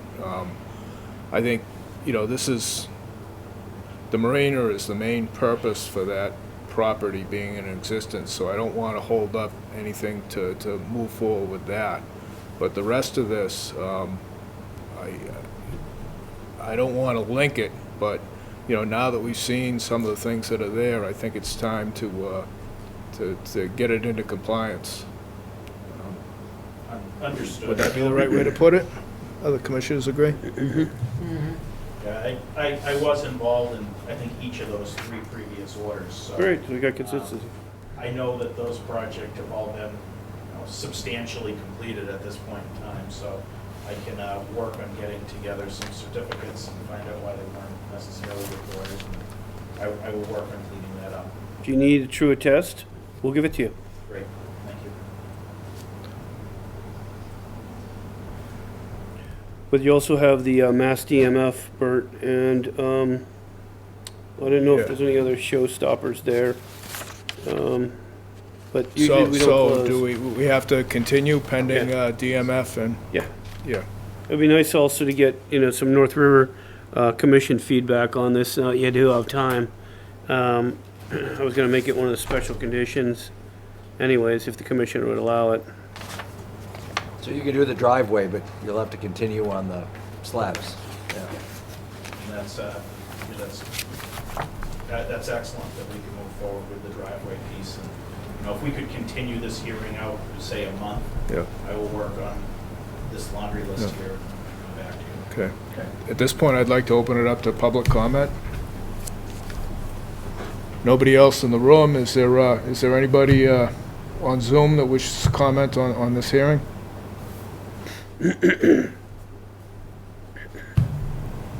I hear nothing. In that case, I'd like to make a motion to continue until, June 1st. what date do you want, June 1st? Yeah, I believe that's correct. Let me confirm it. I believe that's correct. We're missing some dates. A little fouled up because we changed things, but I love it that we changed it. Yeah, first Wednesday's June 1st. June 1st. Have I got a second? Second. Joe, second. All in favor? Aye. It's unanimous, Bill? Good enough. All right, excuse me. Thank you very much. Thank you. Thank you.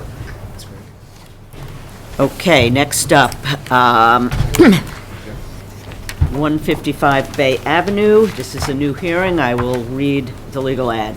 In compliance with the regulations of Massachusetts General Laws, Chapter 131, Section 40, the Wetlands Protection Act, and Code of the Town of Marshfield, Chapter 294, Wetlands Protection, a public hearing will be held by the Marshfield Conservation Commission on Tuesday, May 3rd, 2022, to consider the notice of intent filed by Robert and Gregory Lally, and the hearing officer is Commissioner Ring.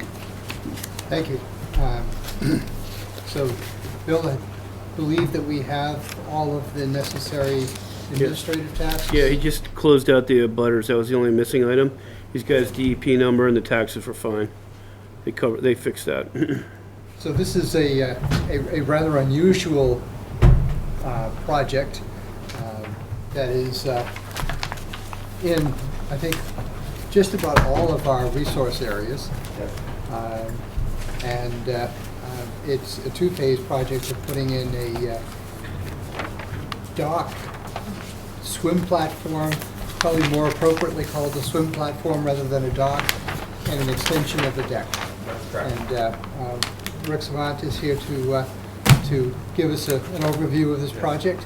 And so Yeah. Okay, you want me to do it? All right. Do my best here. I'm going to turn it over to Rick.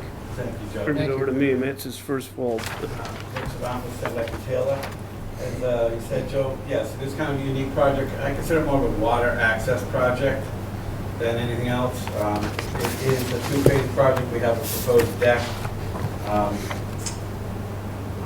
extension on the rear of the house to extension of the existing deck, which is part of the project.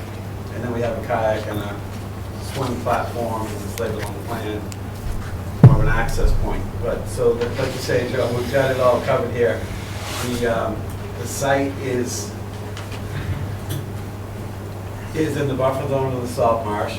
It's in the riparian zone of the tidal creek located to the rear of us. It's in the flood zone. It's on a barrier beach. It certainly, as is most of the area down there on Bay Ave. But yes, it's got all those covered. The deck portion, I don't know if you can zoom in on that a little bit. Is that, Where do you want to be in? I just want to look at the yeah, rear bear with yard me. just so we can look at it. All right, I'm going to have to keep moving. Just Sure, bear with me. I will. It's not the most I don't splendid think you do tool that a ever. lot. Okay. Brought my laser pointer tonight too. Do you really? Well, if it works in there, Yeah, it works. Doesn't work on the screen. it gets eaten up in the screen. That's all. Wow. Nice try. Just tell me where to hover. Yeah, absolutely. So starting with the deck, we have an existing deck at the rear of the house. It's in an existing lawn area there. You can see the buffers I have in green, the 25, the 50, the 75. 100 foot's out on the street out of Bay Ave. The applicant has really like to expand on that rear deck a little bit off the backside with an 8-foot extension. It's 28 foot wide. Have all the coverages included on the plan, which we'll talk about in a minute. The second proposal is that kayak platform, which is land-based up above. There's a block retaining wall at the back of the property. I don't know if you've had a chance to go out to the site. You know, I met with Bill and. Yeah. And, Where is it, Rick? Is it this direction?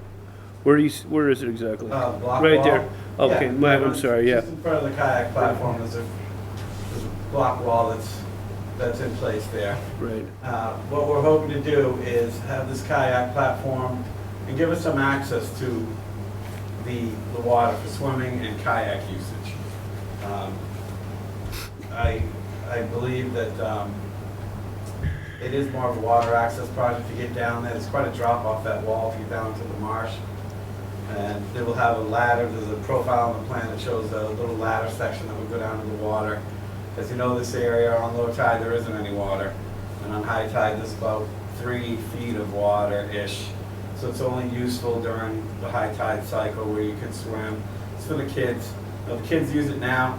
I think the other part of the project is that I think it would be beneficial.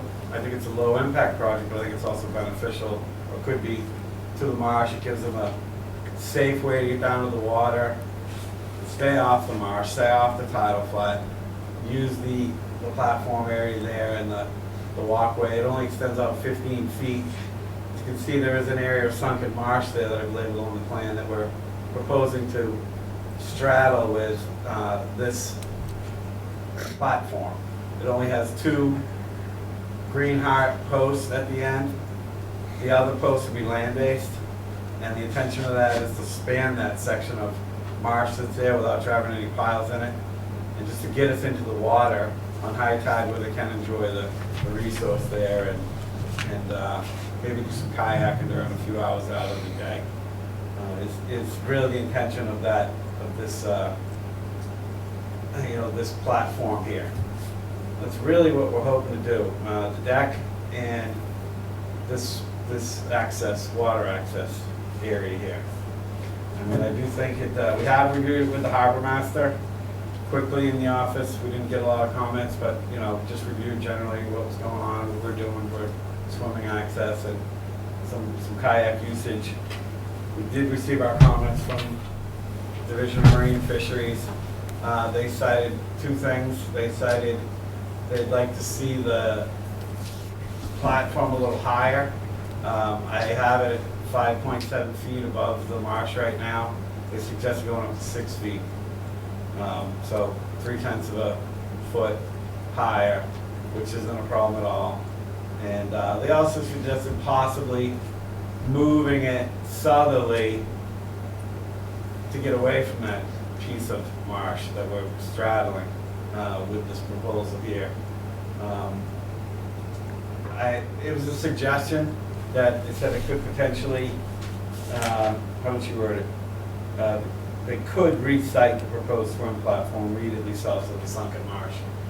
And I understand that point. You can see what that would do. If you bring it down south of that to clear it, you're going to be right into the other piece of marsh with the end. I think it would require maybe putting a bend in it, making it a little bit longer to get out, and maybe a little bit more of an impact on the tidal flathead than what we have now. I'm sure you've all looked at that piece of marsh there. I mean, it's still alive, but it's sunken. It's recessing down. There's still some grass in it. I haven't seen it during the growing season. I got a picture if you want to see it, yeah. Seems like there's still a little life to it, but it seems like it's on its way to the bottom there. Sort of. If we ever...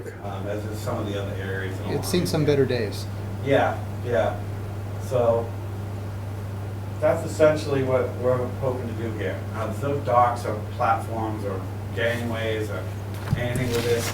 It's if there is a thread to this channel, I've shown it on the plan. I mean, there is a thread to it. We're almost 50 feet off of it. As far as navigation or obstructing anything, it's really not going to do anything like that. This is what you got, Rick. Yeah, and that's that little piece of marsh that we're proposing to straddle with a heavy beam. So the 2 piles of land-based are going to be inside the wall by a couple of feet. And then just enough to clear that marsh, so we're not pounding anything in that marsh. I have spoke to a contractor who's capable of doing this type of work. He'd easily reach out with his machine from the land and put those 2 green heart posts in to hold the end of the dock. It's very similar to the one next door. You can see the one that's there, the property to the north. It's going to go out the same amount as that. I looked at them in the field and eyeballed the end of it, and it's the same type of access that they have with the ladder so they can get down. As a matter of fact, these homeowners have been using this property and down there for a long, long time, and they're friendly with the neighbors and they use it. And that's how the kids get down and they go swimming and things on theirs, and not sure that that's always going to be the case. So this is why they're proposing a similar type, or very similar type of structure. except we'd only have the two outer posts and not the other ones up against the wall. So I think it's a good project for those reasons, and that's essentially what we're hoping to do. So do my best to answer any questions that you might have. One comment about the sunken marsh area. If I remember correctly, if we moved anything this southern direction, Yes. I guess down, it was our belief that you would impact the real marsh That's that's correct. surviving outside. So I wasn't really in favor Right. of relocating because I think that was a better location based on the overall picture. Yes, just what we discussed in the field. We Yeah. thought that was the best spot to get to the water. So when I'm coming down off the wall and walking on this thing, or walking on the tidal flats, clam flats, and give a good safe way to get down and keep us off the marsh. How many other properties border that section of the Cut River that might want to do the same thing? There are a number of people who already have these. There are a number of houses that don't. No. It's hard to say who would be interested in putting one up, but there is a number of these already in existence. And I suspect they're probably not permitted and they've been there for decades already. I have no idea for the answer to I that. can get a comment on that, Rick. There are several properties as you go north that have bought this. This actually is a little tidal creek off of what is, The Cut River. I The know Cut is the River? Canal Creek or Yeah. Cut River. It's actually the main channel out further, and this is a little side creek off of it. But yeah, there's a few not many going north. I don't want to shoot numbers off the top of my head, but you know, be a half a dozen before you get to the bridge. You know, the Galvin's old property on the corner, and there's a few in between. But as we head south, the properties don't abut the creek anymore. They're pulled away and they're confined to their lot lines. But there's a few in this area, and I have some plans that I can show if we need to look at something like that show we could get a count on how many there actually are on this tidal creek. But I guess 6 or so. I can get that. And there are a few, there's another dock just like that to our south. Might not be the direct abutter, might be the next one down, but it's an exact looking dock or whatever we call it, access platform, water access thing, just like that. So yeah. Bill, Yeah. do you have any comments? Well, I've been to the site, so I talked to Rick and you about that, and I think we talked about bending it out. It added more structure to it. Potentially, it would have more of an impact to navigation. You know, the question is where's the river beginning? It really, in a coastal river, it has a lot to do with the coincident with the top of the bank and wherever that ends. So it's going to be pretty close to that salt marsh there might be a little bit below it. You know what I mean? So you may not be actually. You may be in it, you may be out of it. I'm not sure. So they're using the green hearts. I know that they're trying to do that. The thing was, you know, the new definitions were no structures, and this would definitely be a structure. So I did mention this is coming. So Thank you, Bill. Commissioner discussion. Yeah, I know the new performance standards say, you know, no structure in the historic Cut River. We've been asked to provide some more definition to that. I forget the name of the lady that I talked to this morning when I came by. Well, Bill Finn's had a strike historic, so it's just Right. Cut River. It still says historic on the website. Oh, it does? I yeah, thought, I shouldn't say that at Yeah, all. he did make a point of that. But was it the Cut River proper Cut River. versus the tidal creeks, Yeah, streams going into it? yeah. So I think that's, to The me, genesis of that whole issue, from the harbor master's point of view, was he didn't want docks, floats, structure in the Cut River itself, Cut River proper, Cut River proper. because that was a navigation situation. Because of navigation and Right. effects and that sort of thing. So in this, I'm just talking now, but this is not the Cut River proper. No, It's not really navigable, so no. it's a different set of, I think the river goes out right in the top corner, if I remember right. Yeah. I can do a quick thing if you think we need to. If we don't, I won't. But I do have a quick presentation if you want to look at it. I think, Would this be more like the creeks where we allow piers, but we don't allow floats? I'm sorry, I didn't hear. In the creeks, we allow platforms or piers, but we don't allow floats, right? Right. So would this be more in that category? It's not really a float. It's a, Right, it's not a float. It's not a That's float. what I'm saying. So so it's kind of a pier like that. it's just a pier for water access.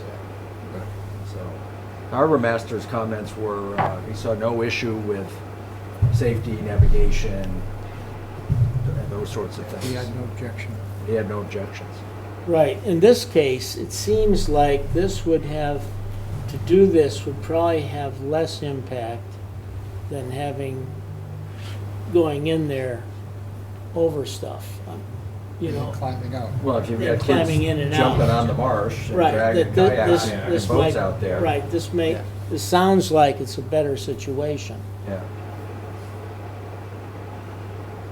That was how we looked at it when we went to the site. Less impact. And it's really in a turnout in the waterway, so it's not really navigable. Any, And, you know, from the standpoint of, I mean, does it create a precedent where everybody along that little section of creek that feeds into the Cut River are gonna wanna do things like this? Well, I think I think the answer to that would be yes, Yeah.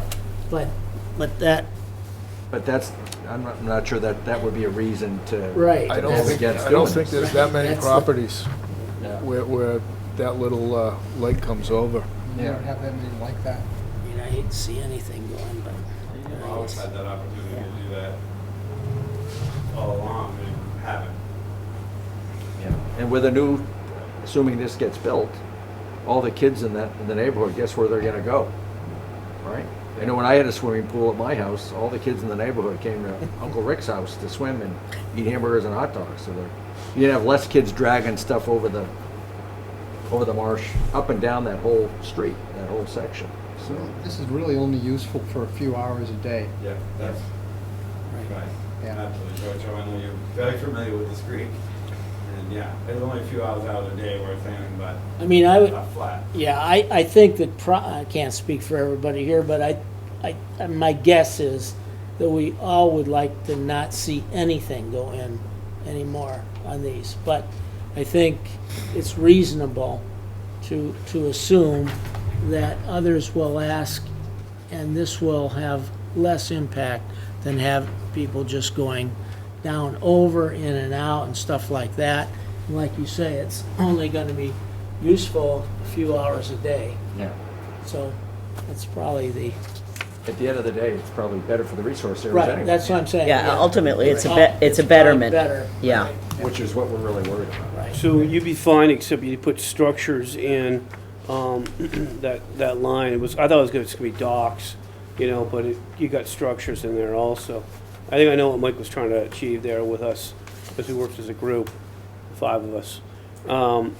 So, but you have structure in there, and this is structure. Yeah, but this, So how do you counter that, is all I'm saying? but I took it that the structure was on the main Cut River, Okay, not the well, that's the thing, tributary. I've heard that story too, to your point, Art, so yeah.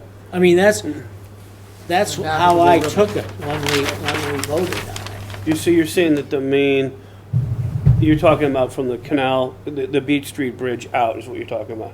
Yeah, I'm talking about the main Cut River, the one that you would, Or from the harbor down right. this I way. would have gone to the definition of river. I would have taken you to every little creek, you know what I mean? So that's kind of what it is. It's actually, if you, I'm not sure exactly, you know, the Cut River, this gets real complicated, could be much bigger than you're saying, actually. Right, I mean, I'm This just is why saying when we're- how I took it, Yeah. but I could be wrong, what So, Mike thought. I get where you're going now. You're going to exclusionary zones. So, I mean, you want to go from the bridge out, and that's one of the things we talked about with Wareham. They have exclusions on shellfish beds or no docks, and then I was talking about possible attenuations with the piles. So this concept of attenuation or specific areas needs to be vetted out because there's a third time it's happening. Yeah, well, I think that's a direction we talked about, maybe for the third installation of revision of performance standards is, That's what I was looking you for. talk about zones and, you know, what is recommended for best practices in these different zones. And that was something that Dave Hill was a big fan of too, from DEP when he came to visit us in Harbor Master's office, and we talked about this. Many of the other coastal towns that have rivers like this, brackish rivers, have defined areas where they're prescriptive about what is allowed and what best management practices are permitted, and they have a lot of areas where they say, you know, no structures at all in this particular area, zero of any kind. But I know the intent that the harbor master had is in the formal Cut River, he didn't want to see docks and floats and that sort of stuff. That was the original intent. I mean, to my view, this doesn't really violate that. Yeah, so he was the one that proposed this. Yes. Yeah. Well, And- it's a and collective. he- I and don't think we should out anyone. He person. felt this particular project was okay. Yeah. Yeah, he had no objections. So I think everybody seems to be agreeing with it. So I think I hear a consensus that we're willing to move with something. I'd like to hear Bill one last time. So one thing you can do to help this a little bit is you could have sequencing, like you know, they'd have to come back if anything else was ever to be added to this, or you could terminate it right here. This could be the one and only, and then they can only do maintenance of this. This is as far as they ever get to go. In other words, you preserve that as a salt marsh permanently as mitigation. So you don't allow segmentation. So, right, that's what I'm getting at, but this sunken marsh is probably the one that's gonna descend over time. The better quality one will have a long history, outlive everybody. So what you could do is to say, no more development at all other than this, just, that's it. You know, lock that down as part of that, you know, you're wrestling your way through with the structure. Yeah. And, you know, to Art's point, maybe you have a definition of the river, but maybe you don't. Maybe you can find out that gets turned over too. Yeah. What about, is there anything that could be done to save that sinking marsh as part of this project? I don't think you can What bring could it be back. done? Or is that a You need another- irreversible, Part of it, it's part of life. It's like, I mean, when they die, they die? They're dying? Yeah, I Why is mean- it dying? Why is it sinking? Yeah, Well, I was it's- wondering that too. it's kind of like this, the bottom of the Stellwagen Bank has got like tusks from Mastodon and woolly mammoth, because at one point that was high. Things shift and move. This is on its way down. You can't help it. You can't pray for it enough or do anything. It's finished. There's a dead mammoth under there. There's a dead man. I've heard it all now. All right, so is there interest in modifying some proposal to limit further development on the stretch?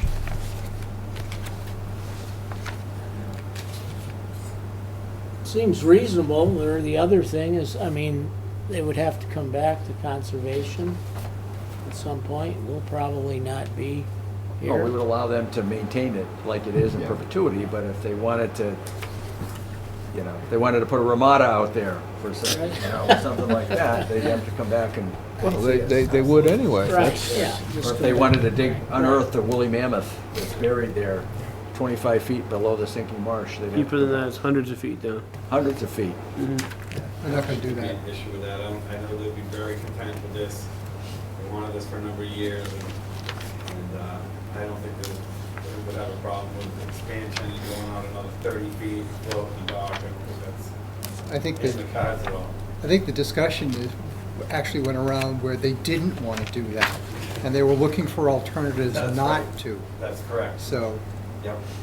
This is the lowest. Deed impact restriction thing we would- could come up with. Yeah, you'd want a deed restriction. You're an expert at that too. Like, you know, would prefer not that, but certainly. Done it before, you know. Orders, you know, that- We could have a deed restriction that could be part of the D1, that's the only place it'll be.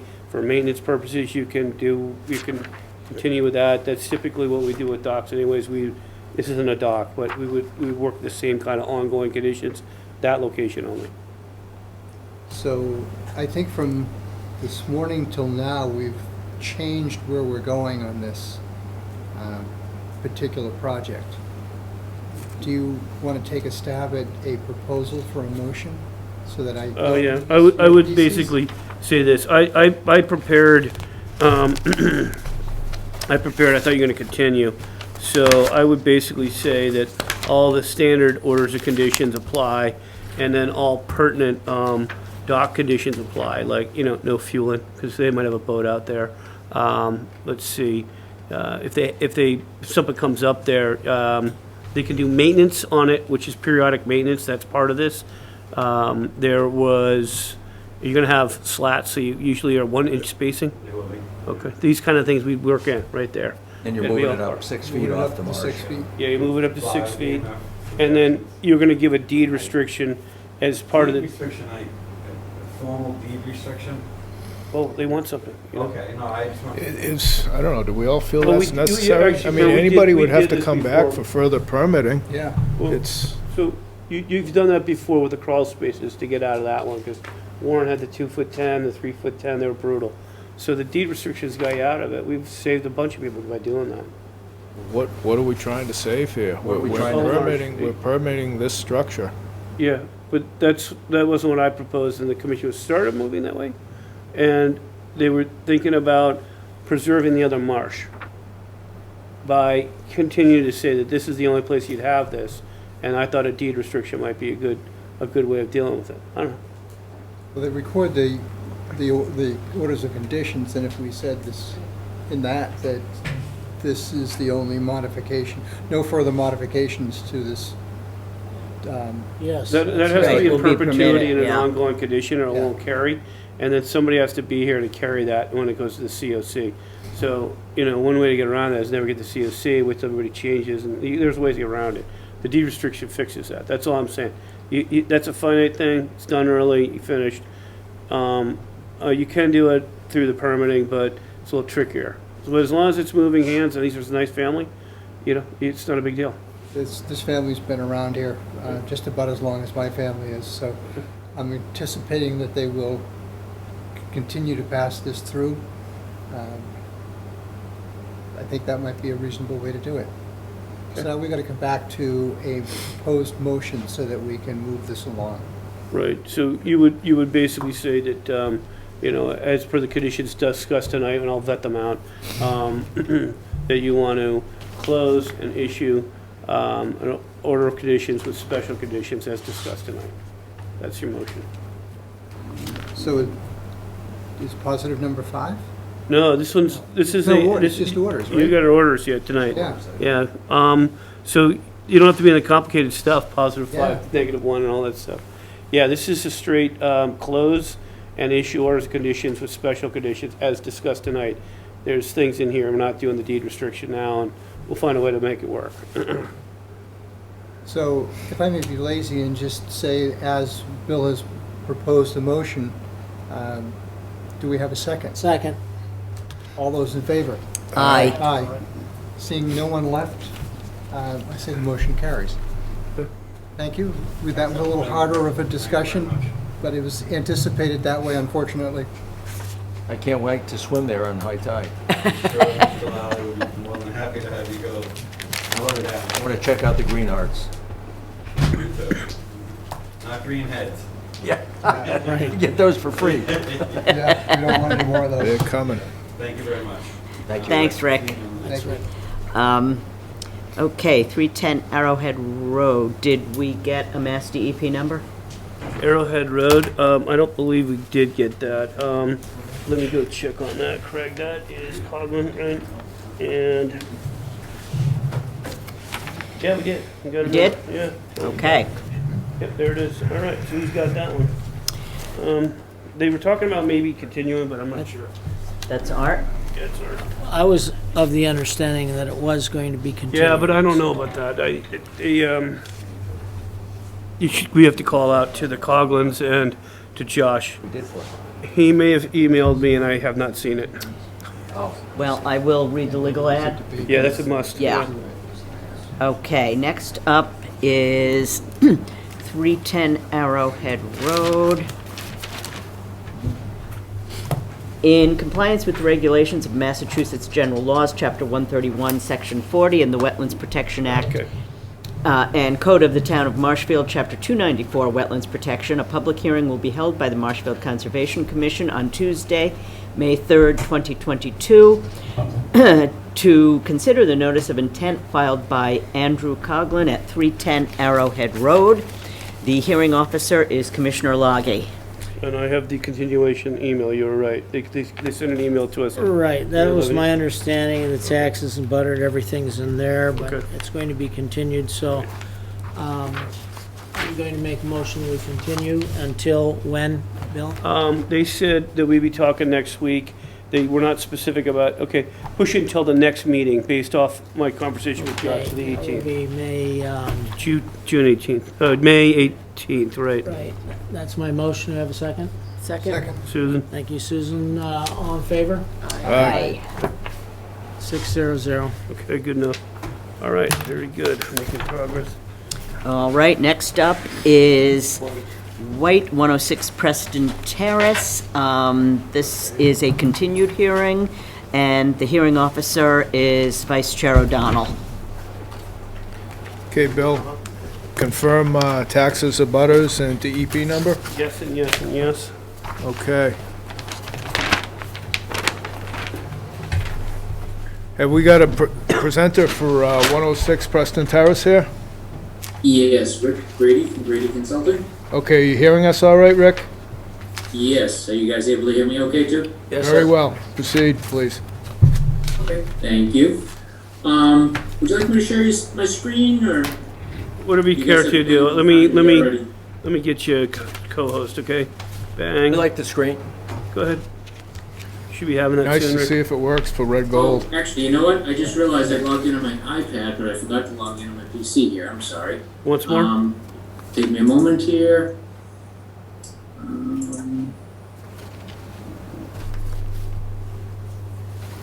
Sorry about that.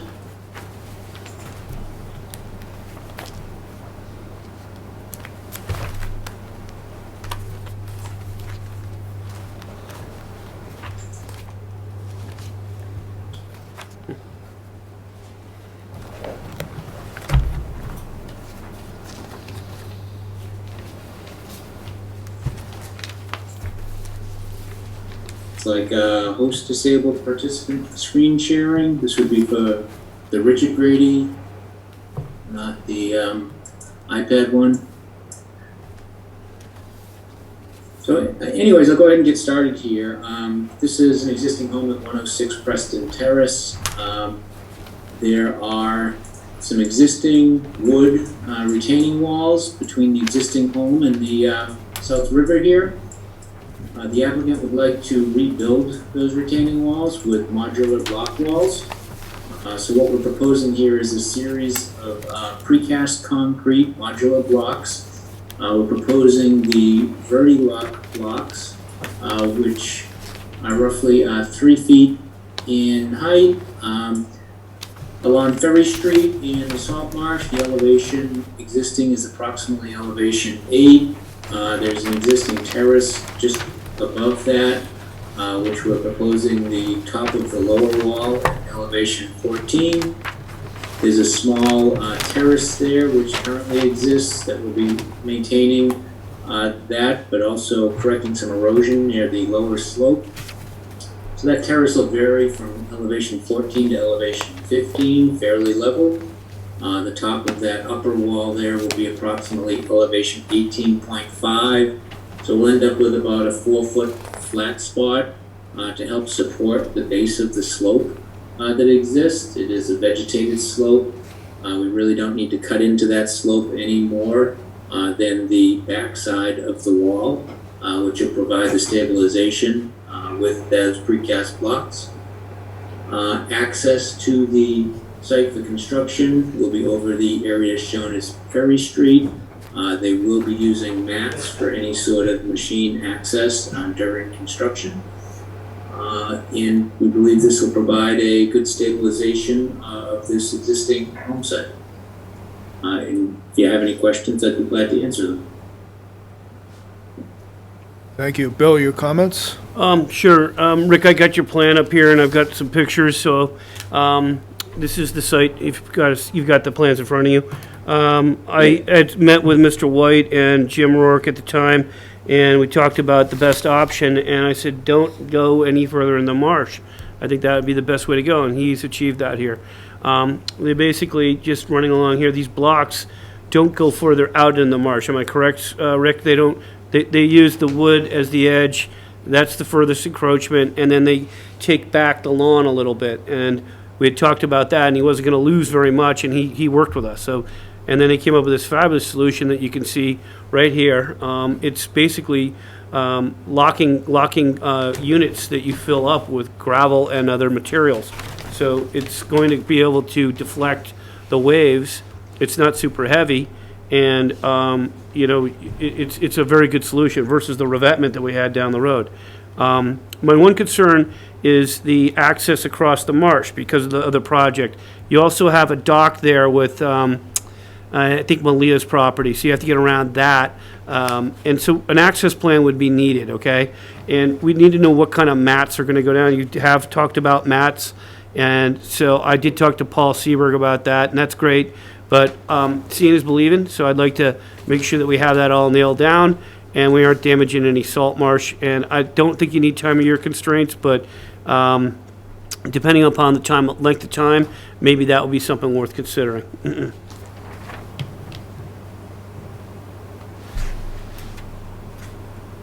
Okay, I assume, Bill, that we're able to go with the wall because there was an existing wall there, but you consider this actually preferable to a revetment? Yeah. The reason I like this is because it doesn't encroach anymore, and it's the exact type of structure you currently have. So it's a one-for-one change out on the actual resource area. It's not going to have any other, I would think, change or difference than what you've had over the last 50 years with the railroad ties. And the loss would only be into the previously disturbed lawn. So they're not having any new net impact. So this is not creating a significant adverse nor a cumulative adverse effect on the salt marsh. The only thing I would think is it's going to be potentially dangerous is the work with regards to the access. And that's the one thing that did have me a little concerned because I've seen what happened down there before. So are you satisfied with the conditions using mats? Do you need any more details about that as far as access, or? I would like to have the mats detailed so that we know what they are, Rick. I think it's, I'm going to show you this and you'll see it's a pretty beautiful marsh where they are. Just give me a second here and I'll have it for you. Here's one. What was used before, Bill, when there was that damage done to the Nothing. marsh? Nothing, just Yeah, try it. that one. Was that it plywood? No, they were plastic, and they brought them in from like Louisiana or some U.S. Army Corps of Engineers group, and those were fabulous. And what happened with those is they staked them, and then it rose up. So here's your situation right here. You can see your conditions, and the revetment that came in. Oh, It was okay. gouging out. You know, Rick, we've been down to that guy's property a ton. So we don't want to explore that again. This is a very nice marsh. It's a great shape, and we want to keep it that way. The mats will help, but if the mats are there for an extended period of time, then that might be a little bit different. So we had them down there for 2 weeks on the marsh, and it was actually in an April time frame, the one I showed when we were doing the E10 discussion. So I don't know how long this is going to take, but that also would be helpful to know because you know, that revetment wall project took a while, the one behind you. You can see it right here. The revetment project back in here, over in the backdrop, just right about there.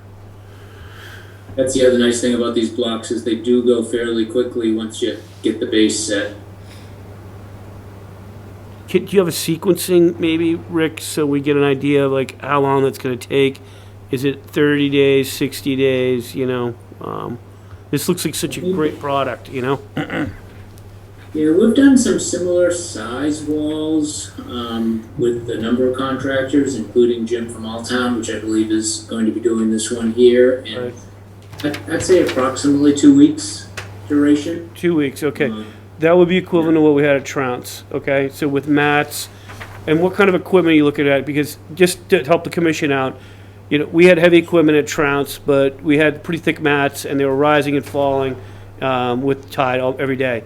This, it depends on what you have. The bulldozer really caused some serious problems down there on that other project. Yeah, well, this is going to be a tractor-type excavator because they're going to need that to both remove the existing wall, to excavate for the footings, and to ferry some blocks around down there as well. So it'll be a track-type excavator. Okay, it'll be on mats. It won't ever get off the mats. Correct. Doesn't have to turn around or do any wheelies or anything like that. No, that's the nice thing about the track excavator is it just pivots and runs on the tracks in both directions. You know, not to be hardy, I did the same thing with these guys that wanted to do the telephone poles from Verizon and the other companies, and it worked out really well. I just think if we could get that in writing, what the sequence is, that would really help out a little bit. You know, we could add that as part of the orders so that if there's any deviation, we have that. Mr. White's been really great. Jim was good. Rick's always great. So, you know, not a problem, but that experience just down the road worries me. So if we just had a write-up, it would be great. Okay. Any Do you want to comments do from that other as a commissioners? condition, or are you asking to continue? How would you like to accomplish that? If it were me, I I think it's would, going to be pretty straightforward. I think we could work with Bill on it if the commission's amenable to that. 12 noon Friday. Sure. That's great. We could just have that augment in the A, general information, item 8. We could have it, the second thing would be this, sequencing. So we're looking for sequencing, some show and tell on the products, the equipment that's being used, timing, and then boom, we got that. Okay, you said maybe on time of year. How do you I determine think that? he can go.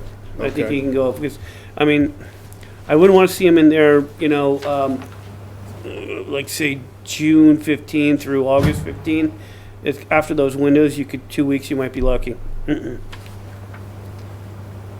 Okay, commissioners sound satisfied. I'd like to open it up to the public. Any comments? Nobody here? Doesn't look like there's anybody out there.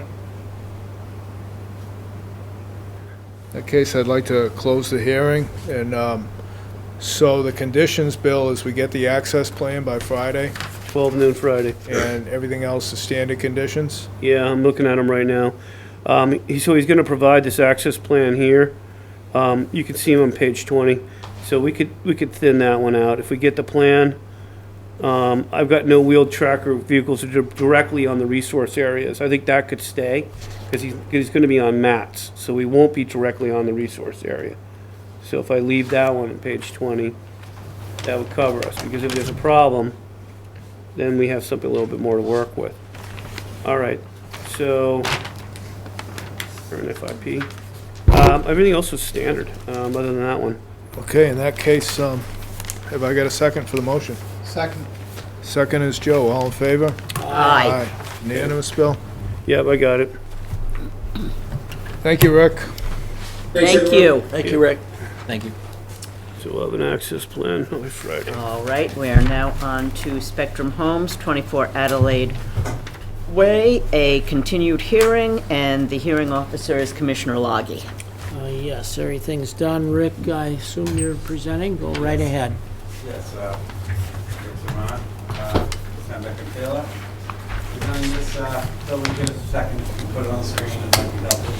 Yep, But I laid the point getting good at this, everyone's help from me. All right. Yeah, so as I'm sure you're all familiar with lot 14, it's kind of a retreat lot off the end of the cul-de-sac, it goes over on the power line and out towards the north. Got a long driveway that's gonna go down the hill and out crossing the electric easement, and out the house that's gonna be sitting up on the knoll out in the back. The plan's a little busy because we have kind of surrounded by buffers around us here. Got a wetland on either side of it. We also have a riparian zone that comes off of the west side is a tributary to the Green Harbor basin there that has a riverfront district associated with it. The house itself is septic and a proposed reserve area, and the majority of the proposed driveway is outside of the 100-foot buffer to the DPW. A small section of the septic system is within the 200-foot riparian zone to that tidal creek that's out there. Decided that way, we couldn't get any further away because there is a drinking well. They're not gonna run underground water lines all the way out to this place. They're gonna sink a well out in the back right corner. They can't quite see it on the plan, but it's Where is it? back right corner of that property. Right here? Proposed well. So to get the septic as far enough away from that is required. Are they getting close? Puts it over within that 200-foot riparian zone. Just a small corner of it is in it. Also, that proposed shed that's shown there on the plan is also in the riparian zone. It's a shed, it is 24 by 24, but that's how the design plans worded it as a shed. So that's what it is, it's detached from the house. Good chunk of the driveway, leaving the house heading towards the circle is outside 100-foot buffer. So you get See down Greg's to, comment? No audio? We got problems again? All right, hang on a second here. Bill, this sound isn't coming over clearly. See, you're not in front of a mic, that's why. Let's get you a mic. Yeah, I was gonna say, Bill, is he near our mic? sure. Okay. How's that? Test, test. So there's a portion of the Much drive. better. All right, excellent. As you head towards the cul-de-sac, there's a section of the driveway that's got a hatched symbol on it. It's kind of a dotted symbol. All that portion of the driveway is within the 100-foot buffer zone. It's outside the 75 feet. It's kind of the traveled access that's been there, but they are proposing to pave that. The entire length from the cul-de-sac to the house. There is about approximately 300 feet. It's kind of a curvy section, but it's approximately 300 feet long. It's 12 feet wide and is in the buffer zone, but outside the 75, adjacent to the walking trail that I know you guys have dealt with quite a bit. That will be preserved going out to the trail system that's out behind there. Bill made a couple of comments that I addressed with previous work about that compensatory storage and that little basin that's there at the bottom of the hill. It was something I guess came up at a previous meeting that I wasn't involved with, but certainly included on this, and the guardrail around that section. Essentially, that's it. The construction of the new home, like I said, most of the home itself is outside the buffer zone. Section of the driveway and a section of the septic system is in a buffer zone to the creek and the BVW. That's essentially it. Okay, thanks, Rick. I really didn't have any problems. I had a couple of comments. One thing was the footpath that I want to make sure that easement's protected, that was from the very beginning, and I think you've addressed, but Bill, if you give your comments. Yeah, so Rick, we talked about a possible vertical pull over by E45, so,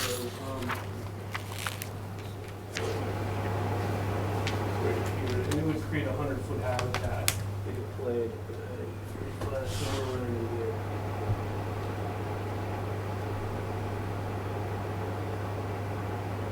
Yeah, it's actually in a little bit more. It's kind of opposite the word guardrail is what E45 is. Just to the left of it. And yeah, right there is where it is. And yeah, Bill was doing a site inspection. I didn't physically walk out there and look at it. You said it was approximately, what I think was about 60 feet inside the BVW. I'm surprised that there's been numerous biologists and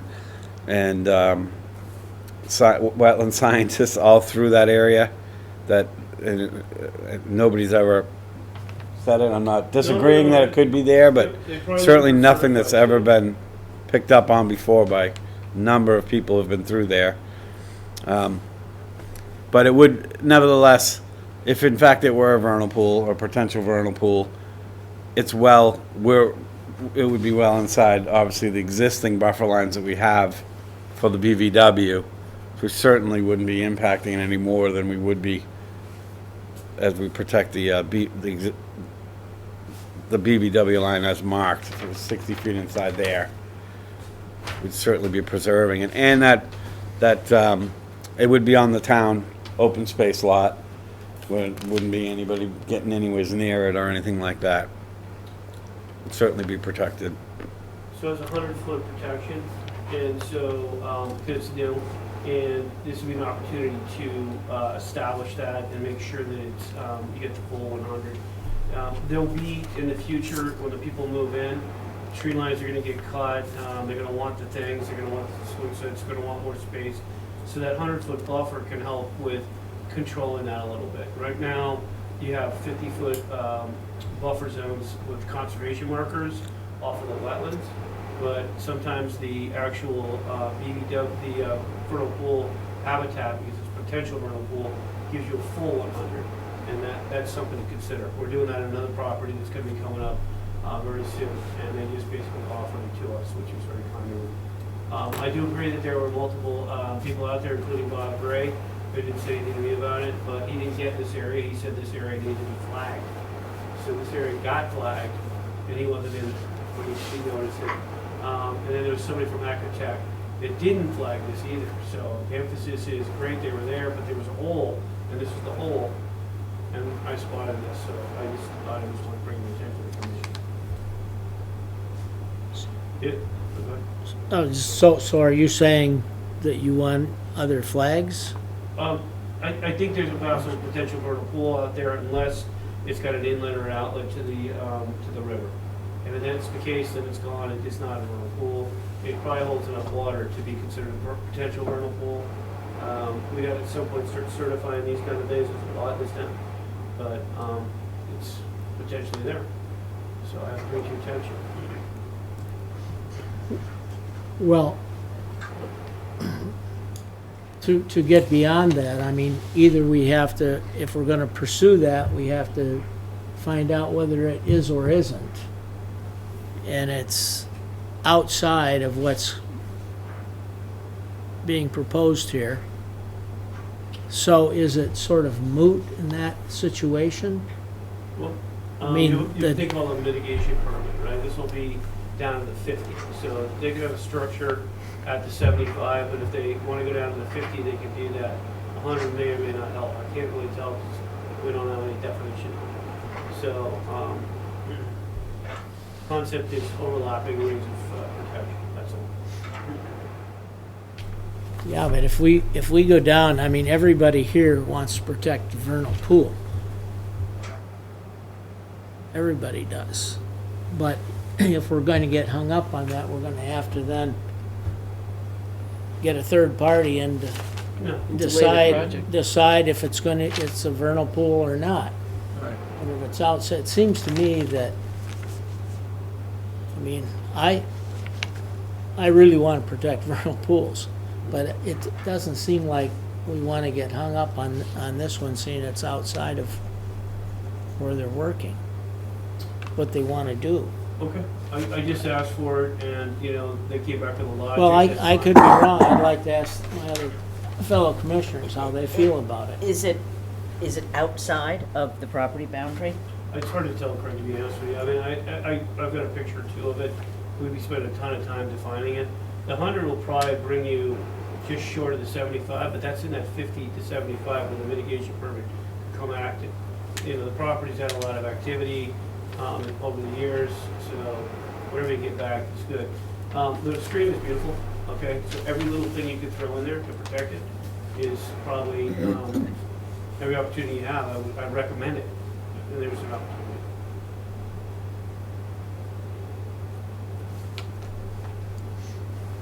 Commissioners. How would it impact the project? If I understand correctly, it's not gonna change. the driveway is gonna be more than 100 feet away from the vernal pool. As close as you can figure, right, Bill? I think right now it's the mitigation permit that possibly is the problem. And it's a 25-foot setback. They go from 75 down to 50. That's what they could do with 110% mitigation. So that's what you're thinking about, kind of, that's the puzzle here.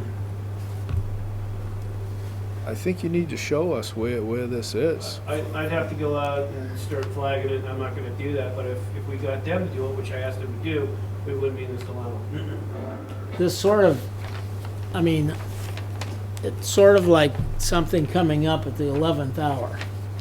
And it's a problem when things like this come up that are potentially significant, yet this is far enough away, and everybody here knows me, knows that I'm fairly conservative on protecting the environment. But I just think we're So if going to it's- go if down it- a rabbit hole. But if it's there, what's the course of action?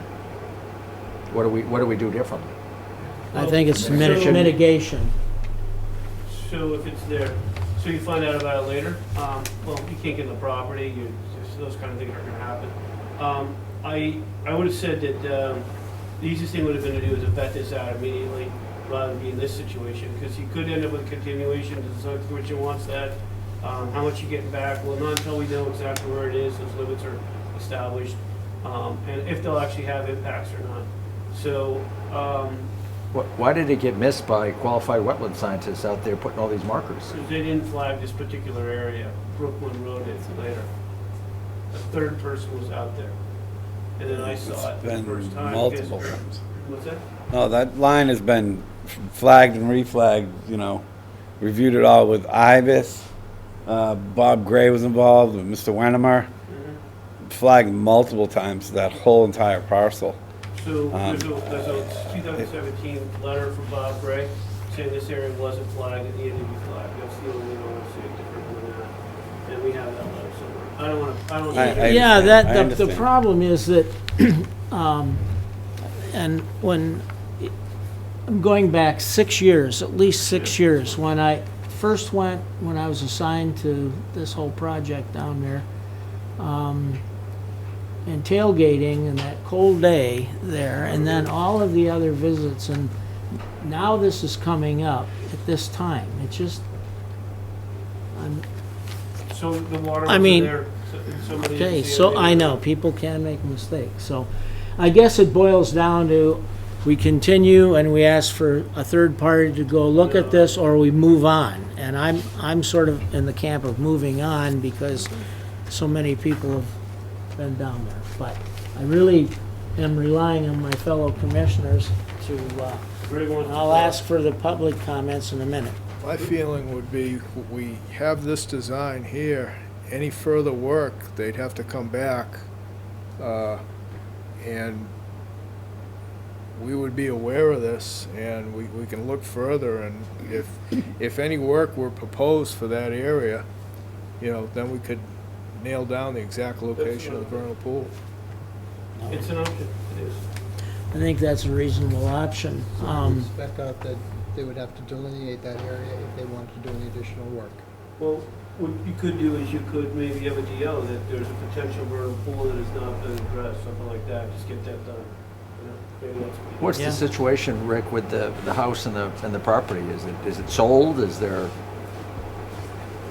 I couldn't offer a solid comment on that exactly, the status of sale or anything with it. At this time, I don't know the answer to that. I mean, what we did say, all of that's why we're here, case by case on all these parcels down here. Well, Bert's suggestion is a good one. It is a good one, We yes, can't- I agree. We let the project move on with the stipulation that Yeah. if any other work is done in that proximal to that area, If it's for- it Yeah. has to be investigated. You and- good with that, Bill? Yeah, that's good, I can pivot off that. No, Greg wants to talk. His hand's raised up. Greg, you want to say something? Greg Gielan? Greg? Yeah, I have a suggestion. If you, Bill, scroll the screen down a little further so you can see the tail end of the property. not the road, where Okay. you are, just Oh, so. okay, hold on a second. You want to go to the back part of the property here, you mean? Yep, right there. Okay, see what? So my suggestion is, due to the fact that this lot is surrounded on 3 sides by conservation land, Right. and there are no concrete bounds or anything back there, that we should, or you guys should at least consider having them put 4 pipes in for the corners, the back 2, and then that where the angle starts. Because I think over time, the property owner is going to start encroaching on the town conservation land, I agree. and it would make it much easier in the future to flag any problems right away, if that were to start happening. So is your logic, Greg, so that they can find it with like a magnetic device to sort of kind of figure out where the property lines are? Is that Yeah, correct? just put them on those 4 corners, Good. because you got that funny angle going Yep. Yep. in 2 directions, and that way you kind of set that property in the back. So if there is encroachment in the future, both the property owner and the town will know pretty quickly So, that there's a problem. I can offer some comment on that, Greg. Actually, there are concrete markers on every single one of those corners currently. That is, we bounded the open space lot and all of the perimeter and all of those points that you just spoke of, which is a great suggestion. But there already are concrete They're not shown markers. on the plan though, Rick. They're not shown on this plan, but on the subdivision plan, the conservation, they're not they're boundary markers for the open space are shown, but yes, I certainly could have indicated them on here, which would have been helpful right now. But they are there, I assure you. okay, and then I had one other thing, a tree line, maybe a limited clearing. So to Greg's point about the, encroachment, this one is gonna have a bunch of it, and that's one of the reasons I went up the rural pool. Moving right along the tree line, but can we come up with a limited clearing? We know we have the 50,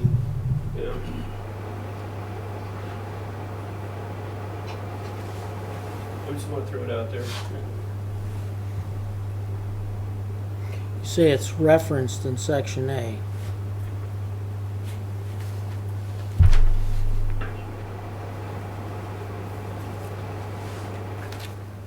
Do not cut beyond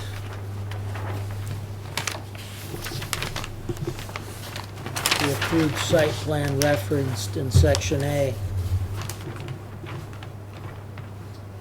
I'm not seeing on this one here, I'm sorry, no. or can you help us? Well, Is it on the subdivision, or is it on what is it on? I think it's to this, it's do not cut beyond the limit of clearing You have depicted it on in approved conditions. site plan referenced Oh. in section A, general information, Yeah, item so- 8. Section Right, D2. what I'm saying is this, is that you need to put that on the plan so that we haven't let the plan come in by 12 noon. Maybe we pick up Greg's points and we get the limited clearing that I'm referencing in the order of conditions. Well, Rick could put the posts on this plan and then on your point on the clearing, Yeah, we just need to find a spot. have that in the part of the conditions. Right, so how far do they need to clear, Rick, the whole thing or what? They're not intending to clear the entire parcel. We could set some limits, I think it would be reasonable. Yeah. I think the 50-foot buffer is already monumented, right? But I know that's also outside of the limits of this parcel and different spots, the 50 leaves the lot. Again, it's a beautiful perennial stream. We're down, Yep. down with Mike watching it curve along, so every little bit helps, If you would do, look to be reasonable, that'd be great. But, Bill, you're happy with, I mean, if it is referenced in the section A, that's, I think I'd put that down, but, that doesn't exist yet until he gives you a plan to show. So the language is good, but the site plan is not. so, Rick, where are you gonna put that? Well, I think we're working through that. You wanna give I it- didn't anticipate this type of discussion, but I believe on the we're getting back into the subdivision. I believe that showed limited clearing all the way around it. I just, isn't, I could add that to this plan. It may not, I think it was right around the lot lines, but I don't want to shoot from the hip either. I haven't looked at those plans in a little while for the approved subdivision. 75, if you want me to add something to this plan. I think the 75 here, we've already got a test hole here, which we've already dug, but this is a 75-foot buffer on this side. I think that would be reasonable. And it's tight, you know, the 50's already monumented, right, Bill? The entire 50 foot in the whole subdivision has got conservation markers already in place. Maybe we call the limit of clearing, at least on this portion of the It's lot. really, yeah, up around the North of house. the easement, Pretty much the whole lot. 75, the 75-foot buffer. And the house is right at the 100 here, so I think that would be, I don't know if that makes sense to the. That makes sense to me. Yeah, I think that's right. So, let me ask, anyone from the audience, Zoom, there's no one here in the room? Oh, there are. One person. No. So no comments there. Yeah, Susan? Greg has something. Greg? Greg is saying that the subdivision plans did not show the concrete bounds. Okay. I just checked the subdivision plans, and that's why I brought up the steel pipes, because I didn't see them on our Sure. plans, and I didn't see them on this plan. Well, I will check that, Greg. If I'm wrong, I apologize. I believe there to be markers there, but I'll get to the bottom of it, It provided. could be the A&R. Remember when you used Yep. to have two lots there, Yes, and then it was changed, and you made that back lot one big lot. yes. That plan may show concrete bounds. I don't have that sheet with me, but I do have the approved subdivision plans, and they weren't there. I will get the facts of the situation, and if they're not there, we'll put them. But I'll certainly provide that to the commission for sure. Can you get that by 12 noon, or you work Friday, or you work time? I'll give you I can more do time. that. I can do that. That's no problem at all. You can do that, that's great. I don't know if I can set them by 12 noon if they're not there, but I believe that they're there. Don't want to give Rick too much more. Yeah. All right, so, we're gonna do that, we're gonna close. Right, we'll let go of the vernal pool, that's cool. All right. I'll put some language in the top, go to Bert's point. Potential vernal pool may be resident in the vicinity of E45 or work in this area in the future, it just needs to be delineated, something like that. Right. That goes away, they're all set? Okay. Okay, we gotta make a motion to close and issue orders, conditions, special conditions. I think we've already gone through those. I don't think you have to repeat them. May I have a second? Second. Thank you, Joe. All in favor? Aye. Good, thanks a lot. All right, Excellent. 600. Thank you. Thanks, Rick. Thank you very much. Next up, Dorsey, 94 and 96 Marginal, and the hearing officer is Vice Chair O'Donnell. Okay. Was this one continued, Bill, from before, or? Yeah. Yes, okay. this is continued. So we're verified that, or we're waiting on a DEP number? It was the DEP number was missing, got it. All right. You got it there, or? So we're good to go? Yeah. Do you have it with you? No. This is Preston Tice. I got my own copy if Rick wants to get started. Okay, so we're ready. Ready, Rick?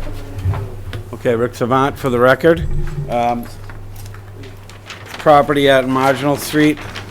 It's numbered as 94 and 96 Marginal Street. It actually has two assessors parcels, but for permitting purposes, it has been determined that all three of these houses are on the same, they're in the same ownership, and they're on, be considered as one parcel for permitting. It's already been through zoning board of appeals in that process, permitted under the same request.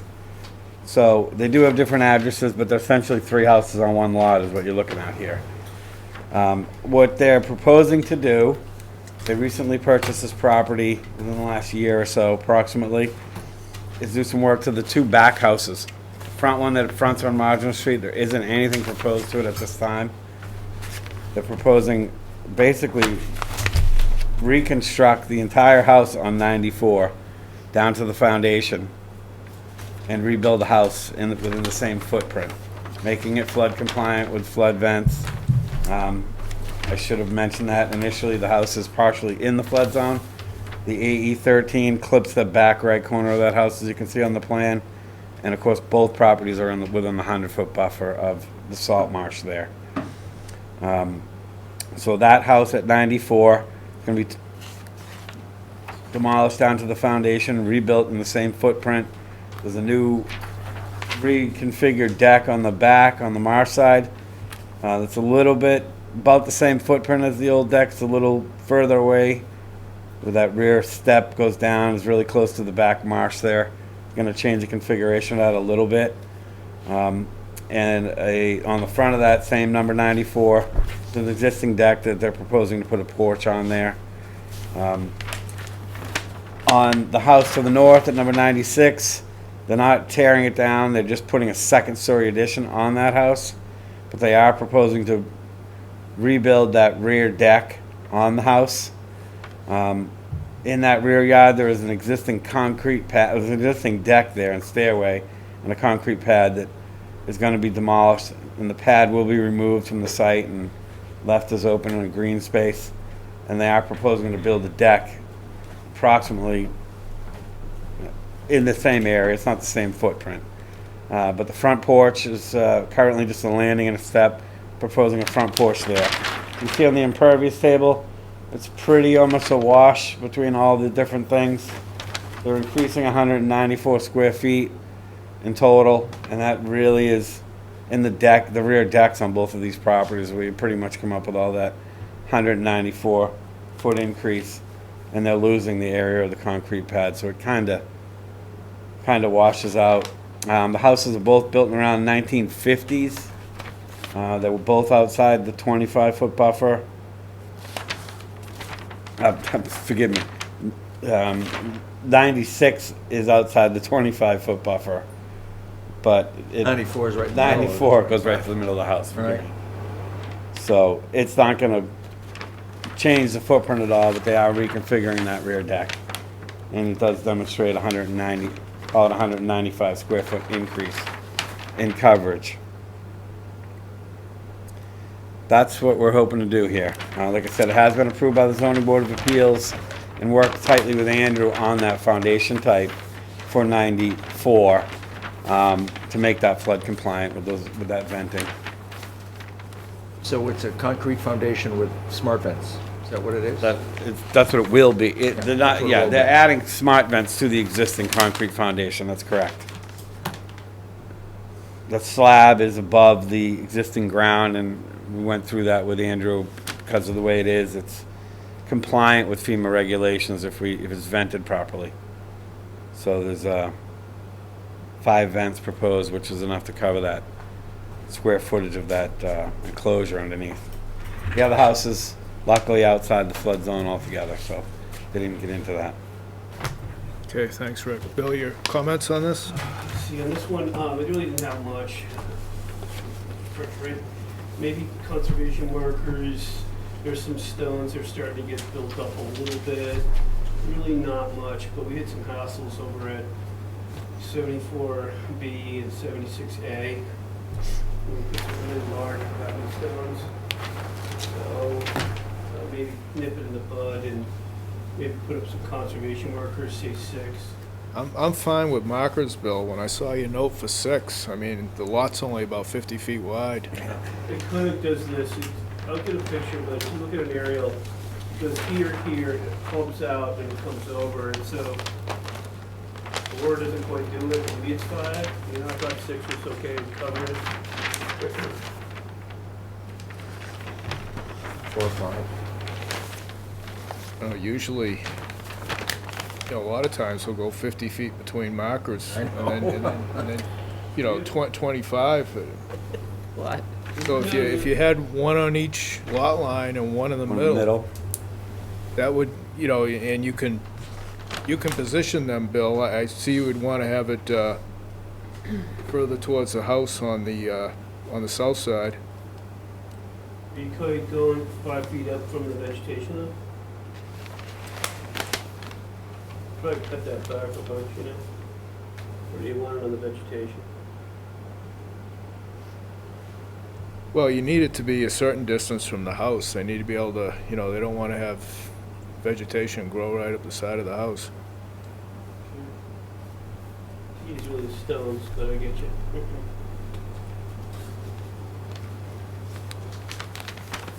I guess 40 fine.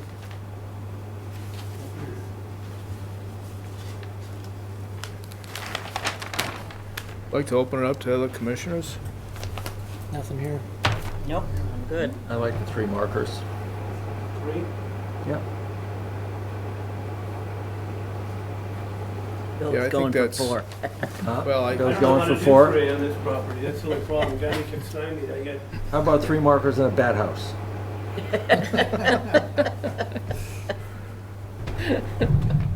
I see 4 works. No, it's 3 or 4. I mean, I think there could be a little bit of give and take here. You know, the existing lawn went almost out to the wetland line, so we're pulling it back from there a little bit.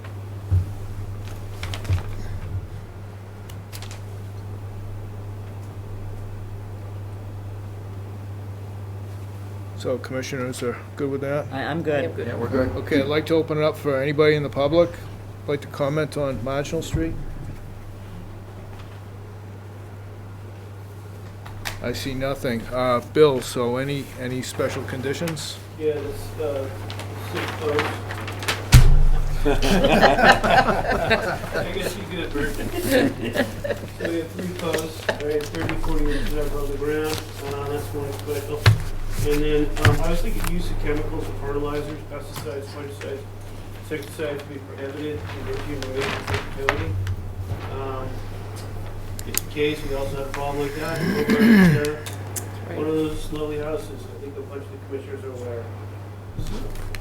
What do you think, can we have that one? I'm fine with that. Keeper. Much obliged.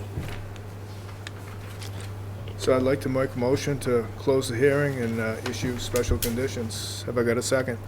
Second. Second is Joe. All in favor? Aye. It's unanimous, Bill? Yep.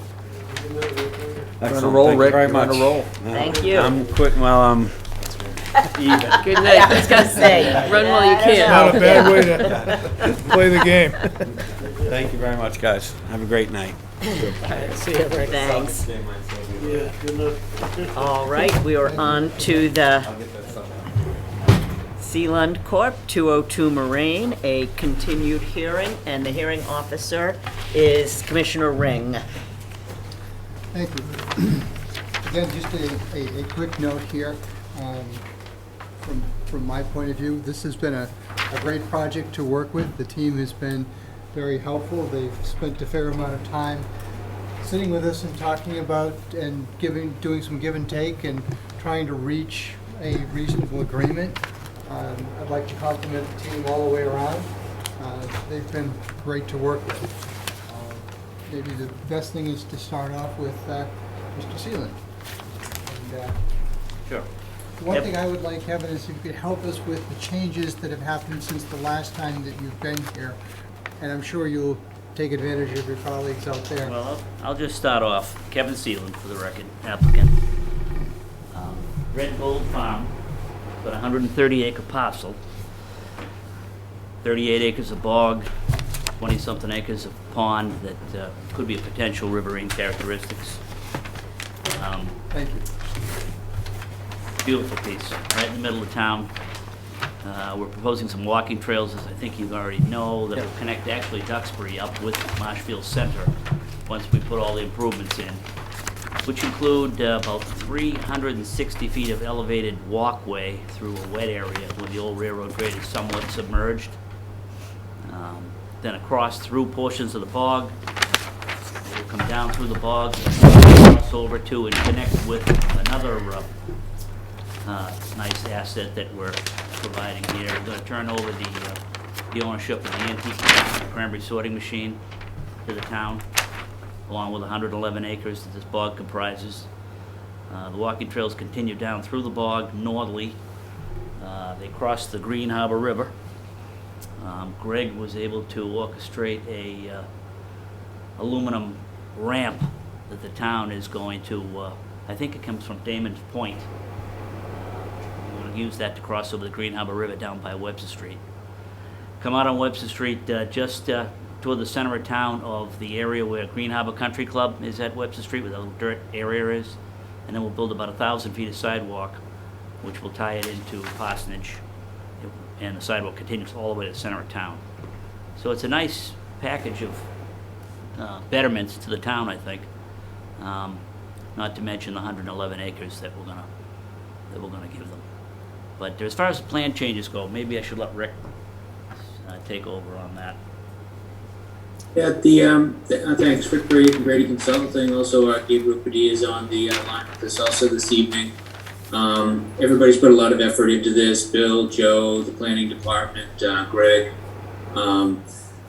Really the biggest effort on this since we last met has been the coordination of the open space residential development with the plan set, where we've reduced lot sizes, pulled any of the future lots well away from any potential river associated with the Black Mountain pond system shown on top of the page there. All of those smaller lots is going to result in increased setbacks to resource areas, decreased disturbance, reductions in impervious areas. We were able to maintain, this really isn't a change, but we pulled everything away from a potential vernal pool to maintain 100 feet of natural area around the potential vernal pool. We're barely touching for the two end lots near the cul-de-sac, the land area within 200 feet of the Black Mountain Pond. Basically, we're assuming, or similar to the presumed vernal pool, we're treating Black Mountain Pond as riverine and really pulling everything back so we have very little disturbance within 200 feet of that area. Another real nice thing about this that we really didn't elaborate on previously is the drainage system for this. The drainage system is a constructed stormwater wetland. So all of the research that we've seen on this type of a drainage system provides additional removal of pollutants. It really is a planted wetland system. It maintains a wet channel and acts as a wetland to further enhance the wetland resource areas that it abuts. A lot of coordination with Pat Brennan and other consultants who've been working on this project.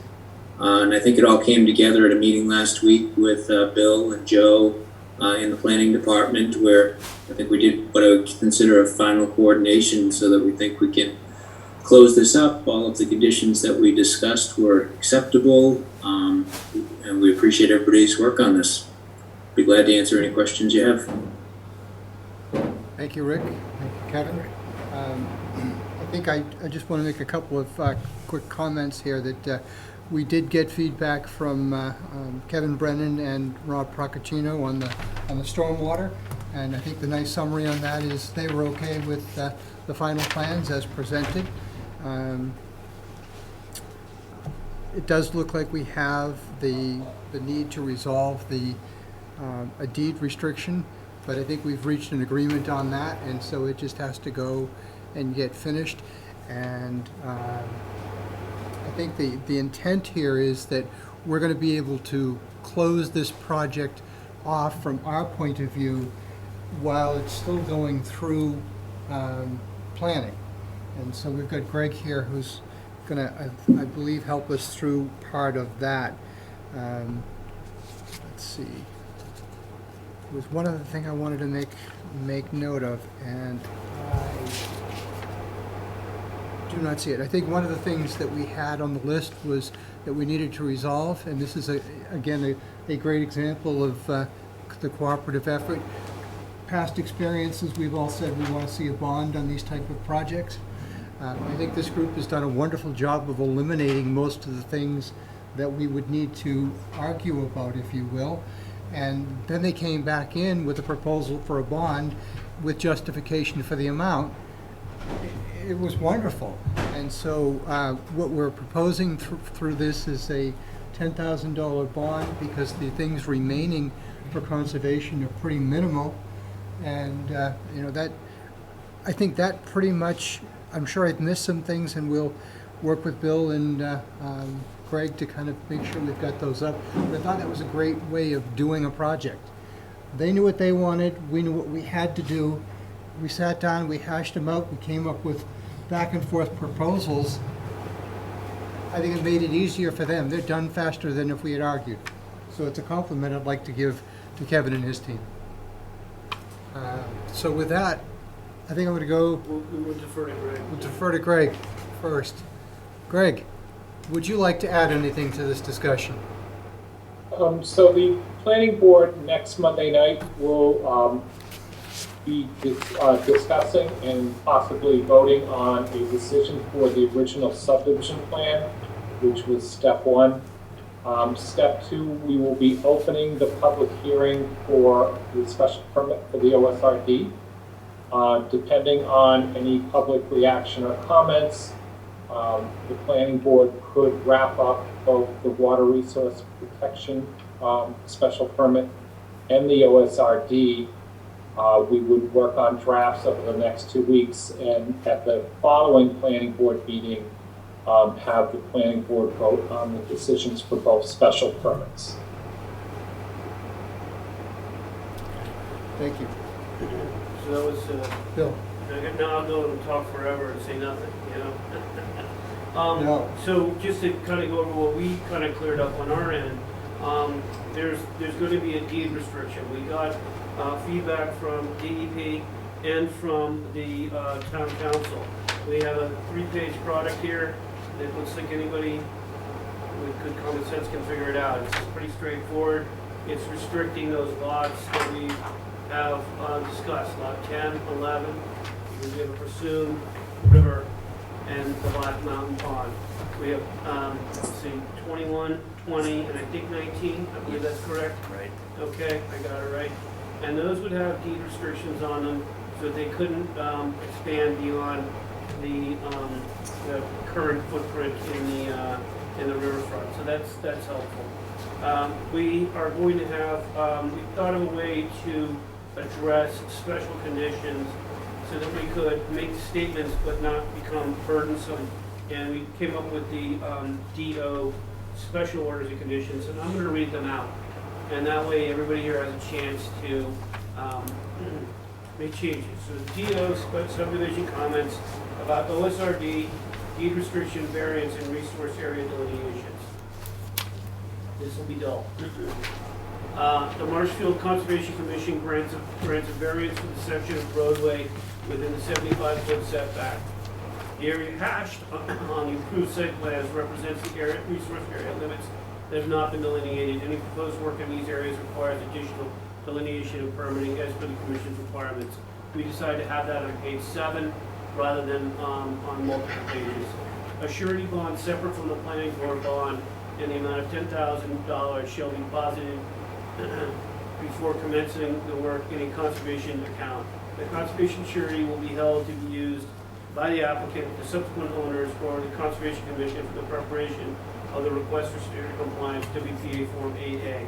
Any unused funds after the certificate of compliance, WPA Form 8B, with ongoing conditions is approved, issued, recorded, and evidence is provided by the Conservation Administrator shall be returned to the applicant or subsequent owners. The potential vernal pool and the 100-foot no-touch habitat for the undeveloped properties is approved. The Black Mountain Pond and 200-foot riverfront for the undeveloped properties have been presumed for lots 10 and 11 and incorporated in the approved site plan reference in A, general information item 8. The Marshfield Conservation Commission, the Commission requires the OSRD okay, this one Greg going to help me with. Requires the OSRD site plan presented to the planning department to be the same as the revised site plan A in A, general information item 8, with subsequent deviations approved in writing with the Commission and Planning Board. Greg, what I was trying to achieve there was one final plan, you know, not to be hindering, and you're gonna have changes, and we don't wanna stop that, but we can have them come back and say, here, this is the final plan from the planning department, and that could be adopted by the commission, you know, because all the stuff we have already on it is done, basically. The only other thing, Joe, we talked about was timing. Timing for the grant of the land. Yes. Remember, I think that's what you were probably trying to remember, but, so Greg, we never really talked about this either, so we'll have to come up with something. I mean, I suggested at the meeting, perhaps, before the final lot release. Rick, what did we talk about with the timing on the grant back to the town? Remember? I think it was before final lot release. That was one of the Yeah, discussions, of the most popular discussion, I think. Yeah. Greg? Sorry, was that question to me, Kevin? I had a little lag here. Somebody's trying to get Greg, everybody wants to hear from you. So the question was for me. I did not hear Kevin very well. He wasn't close to the mic, so. All right, Greg, we're trying to come up with a timing scenario for when we deed this land back to the town, the open Okay. space. I suggested perhaps after the subdivision is 50% completed or something like that. Gives me a chance to get all the infrastructure done, everything in place. Thoughts? Well, typically we would do it prior to the beginning of construction. That's something that I can talk to the board members for and see if we can come up with a different time frame. Perhaps they'll be okay with pushing it back to 50%. Okay. Yeah, that's what we talked about at that meeting last week, so. So, All right. Greg, when we met on last week with Karen in your office, and Kevin and Rick and Joe and Brian and everybody else, we tried to figure out. I'm going to come in that room. I can't hear you very well either, though. I don't have a mic anymore. He doesn't have a mic, yeah. Oh, I can yell though. I'm really good at it. All right, so. Regret. Okay, Greg's coming in. yeah, I know. I was gonna do Oh, this. I thought he was home. They have to hear me, I guess. Thought you were home. Hey, You are home next to him. so, do you want to just read these? I want to make sure that I don't put anything in that's burdensome, but we wanted to do is connect the dots. That's all we were trying to do.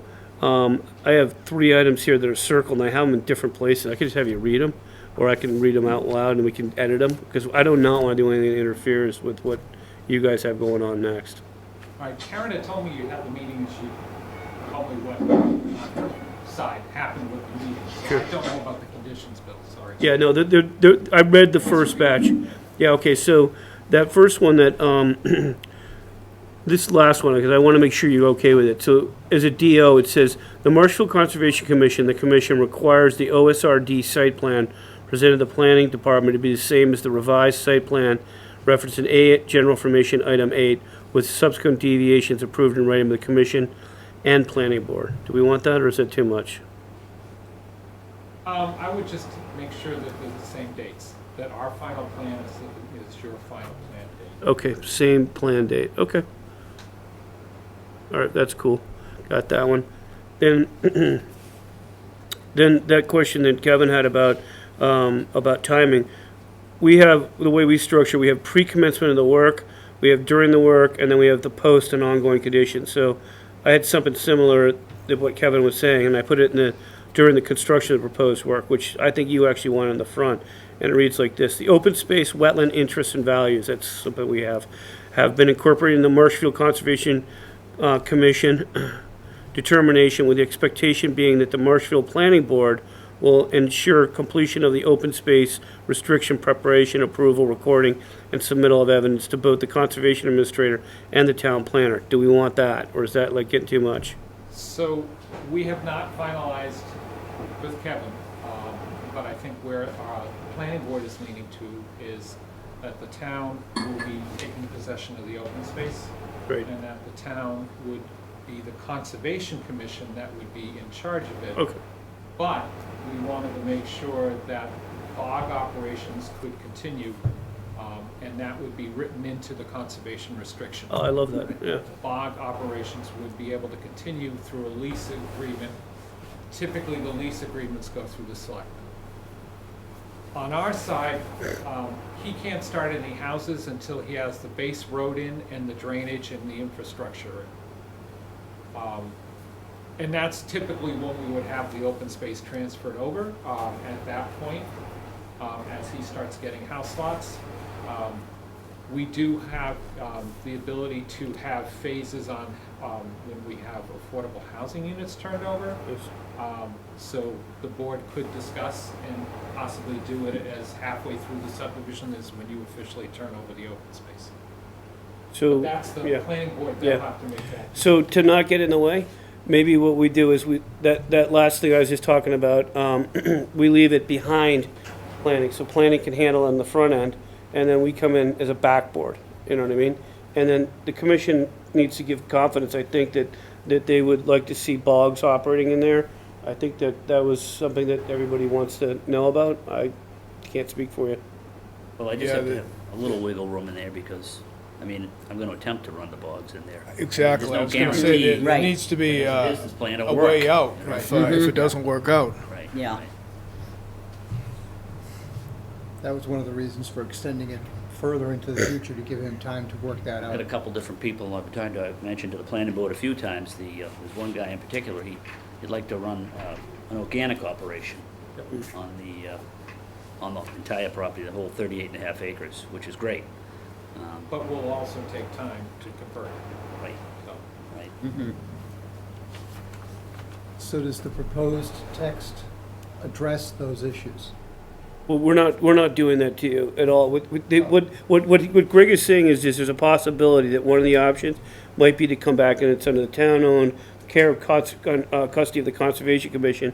And they'd like to know what you feel about farming and agricultural. I think that's not a poll, but give them that kind of confidence, you know? I think we're all in agreement that if there is an option to Yeah. keep this in production, that would be the best outcome. So you want a I hope it poll? works. So we get you a poll here now. What's that? We can get a poll for you right now, probably. Good. But I think one of Yeah. the questions was, does your proposed condition give them what they need? Yeah, I have it as a Interfere with their backstop. ability to negotiate the final product. I think if we put it as a backstop and planning's on the front end, then we can support. If they, somehow it slides through, and I don't think it will, we're just a backboard. I think that's what we want to be in No, this it should be case. fine, and I'm just Yeah. trying to think ahead, conveying lots out, so on and so forth. I mean, you don't see any issues, do you? I mean, I think it's fine. Hey, if something happens and I've gotta come back and I need a little more wiggle room or some more time, it's gonna be a condition I of come before the commission. special permit. It's also a requirement of the special permit that it is a conservation restriction on the open space. It could go to the homeowners association, it could go to the Audubon or some other organization, or it could go to the town of Marshfield. In this case, because we're trying to preserve the cranberry operations, on the planning board side, we're feeling the best option is turning it over to the town, but with the firm understanding that we're still trying to have the cranberry operations I think if it could run through a lease agreement. And we have that history at Mounts. We've got a farmer there, and we have the community plot. You know, they're having dog issues right now. I'm sort of letting them work it out. You know, I'm not getting heavy-handed in there. So we're trying to be kind to the farmers. Does planning anticipate requiring fences on the back of the lots, or? We have not had that discussion yet, because the lots are much smaller and Yeah. they have been pulled back. We were not as concerned, or as some other subdivisions, we had to have lawn restrictions on it Yeah. for multiple reasons and stuff. On the WRPD, if we go with denitrifying systems, we won't need any kind of lawn restrictions or bedroom constrictions or anything like that. So we were not looking at fences and other restrictions. Now, does this plan, might be a question for Rick, unless you know, do we still show all those conservation markers that were there? You do. Yeah, I think there's 107 or so, 102, something in that range. Well, Bill's all excited. Well, record, I have to buy a new badge. Most ever. I'm gonna get another 250 for you, Kevin. My point is, should the conservation markers be along the open space line? You know, should it I be? think they're better off along the rear property line where it buts the open space than they are along the 50-foot no touch. I think that makes more sense. Yeah, that's very good. And I'd rather not put fencing, hard structure up. I mean, the views are beautiful down over the No, boat. we'll just have those markers and then, you Yeah, know. it's when- subtle, it's enough. Right. When you're all out of there, and stain we'll them get the even, yeah. people throwing all their junk over on conservation land.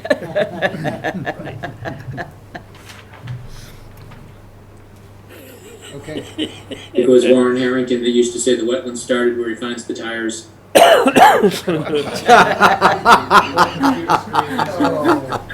That's awesome. Any It's true, though. discussion? No, good progress. Yeah. Well done. So, any other discussion from anyone? Zoom land? Seeing no one out there, no one is in here to make a comment. I propose that we close and issue the order of conditions with special conditions.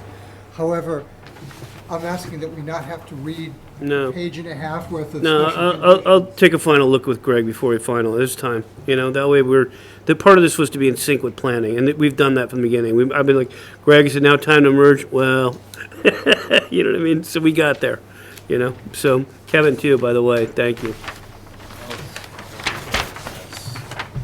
Great work with Greg. I mean, it's been a long process, a bit long. Definitive subdivision first. We've really done two separate plans here. So does the motion have a second? Second. Art. All right, thank you. All those in favor? Aye. Seeing no one remaining, I say. Burned me on a marker. 6-0. I'll never forget it. Didn't even get one.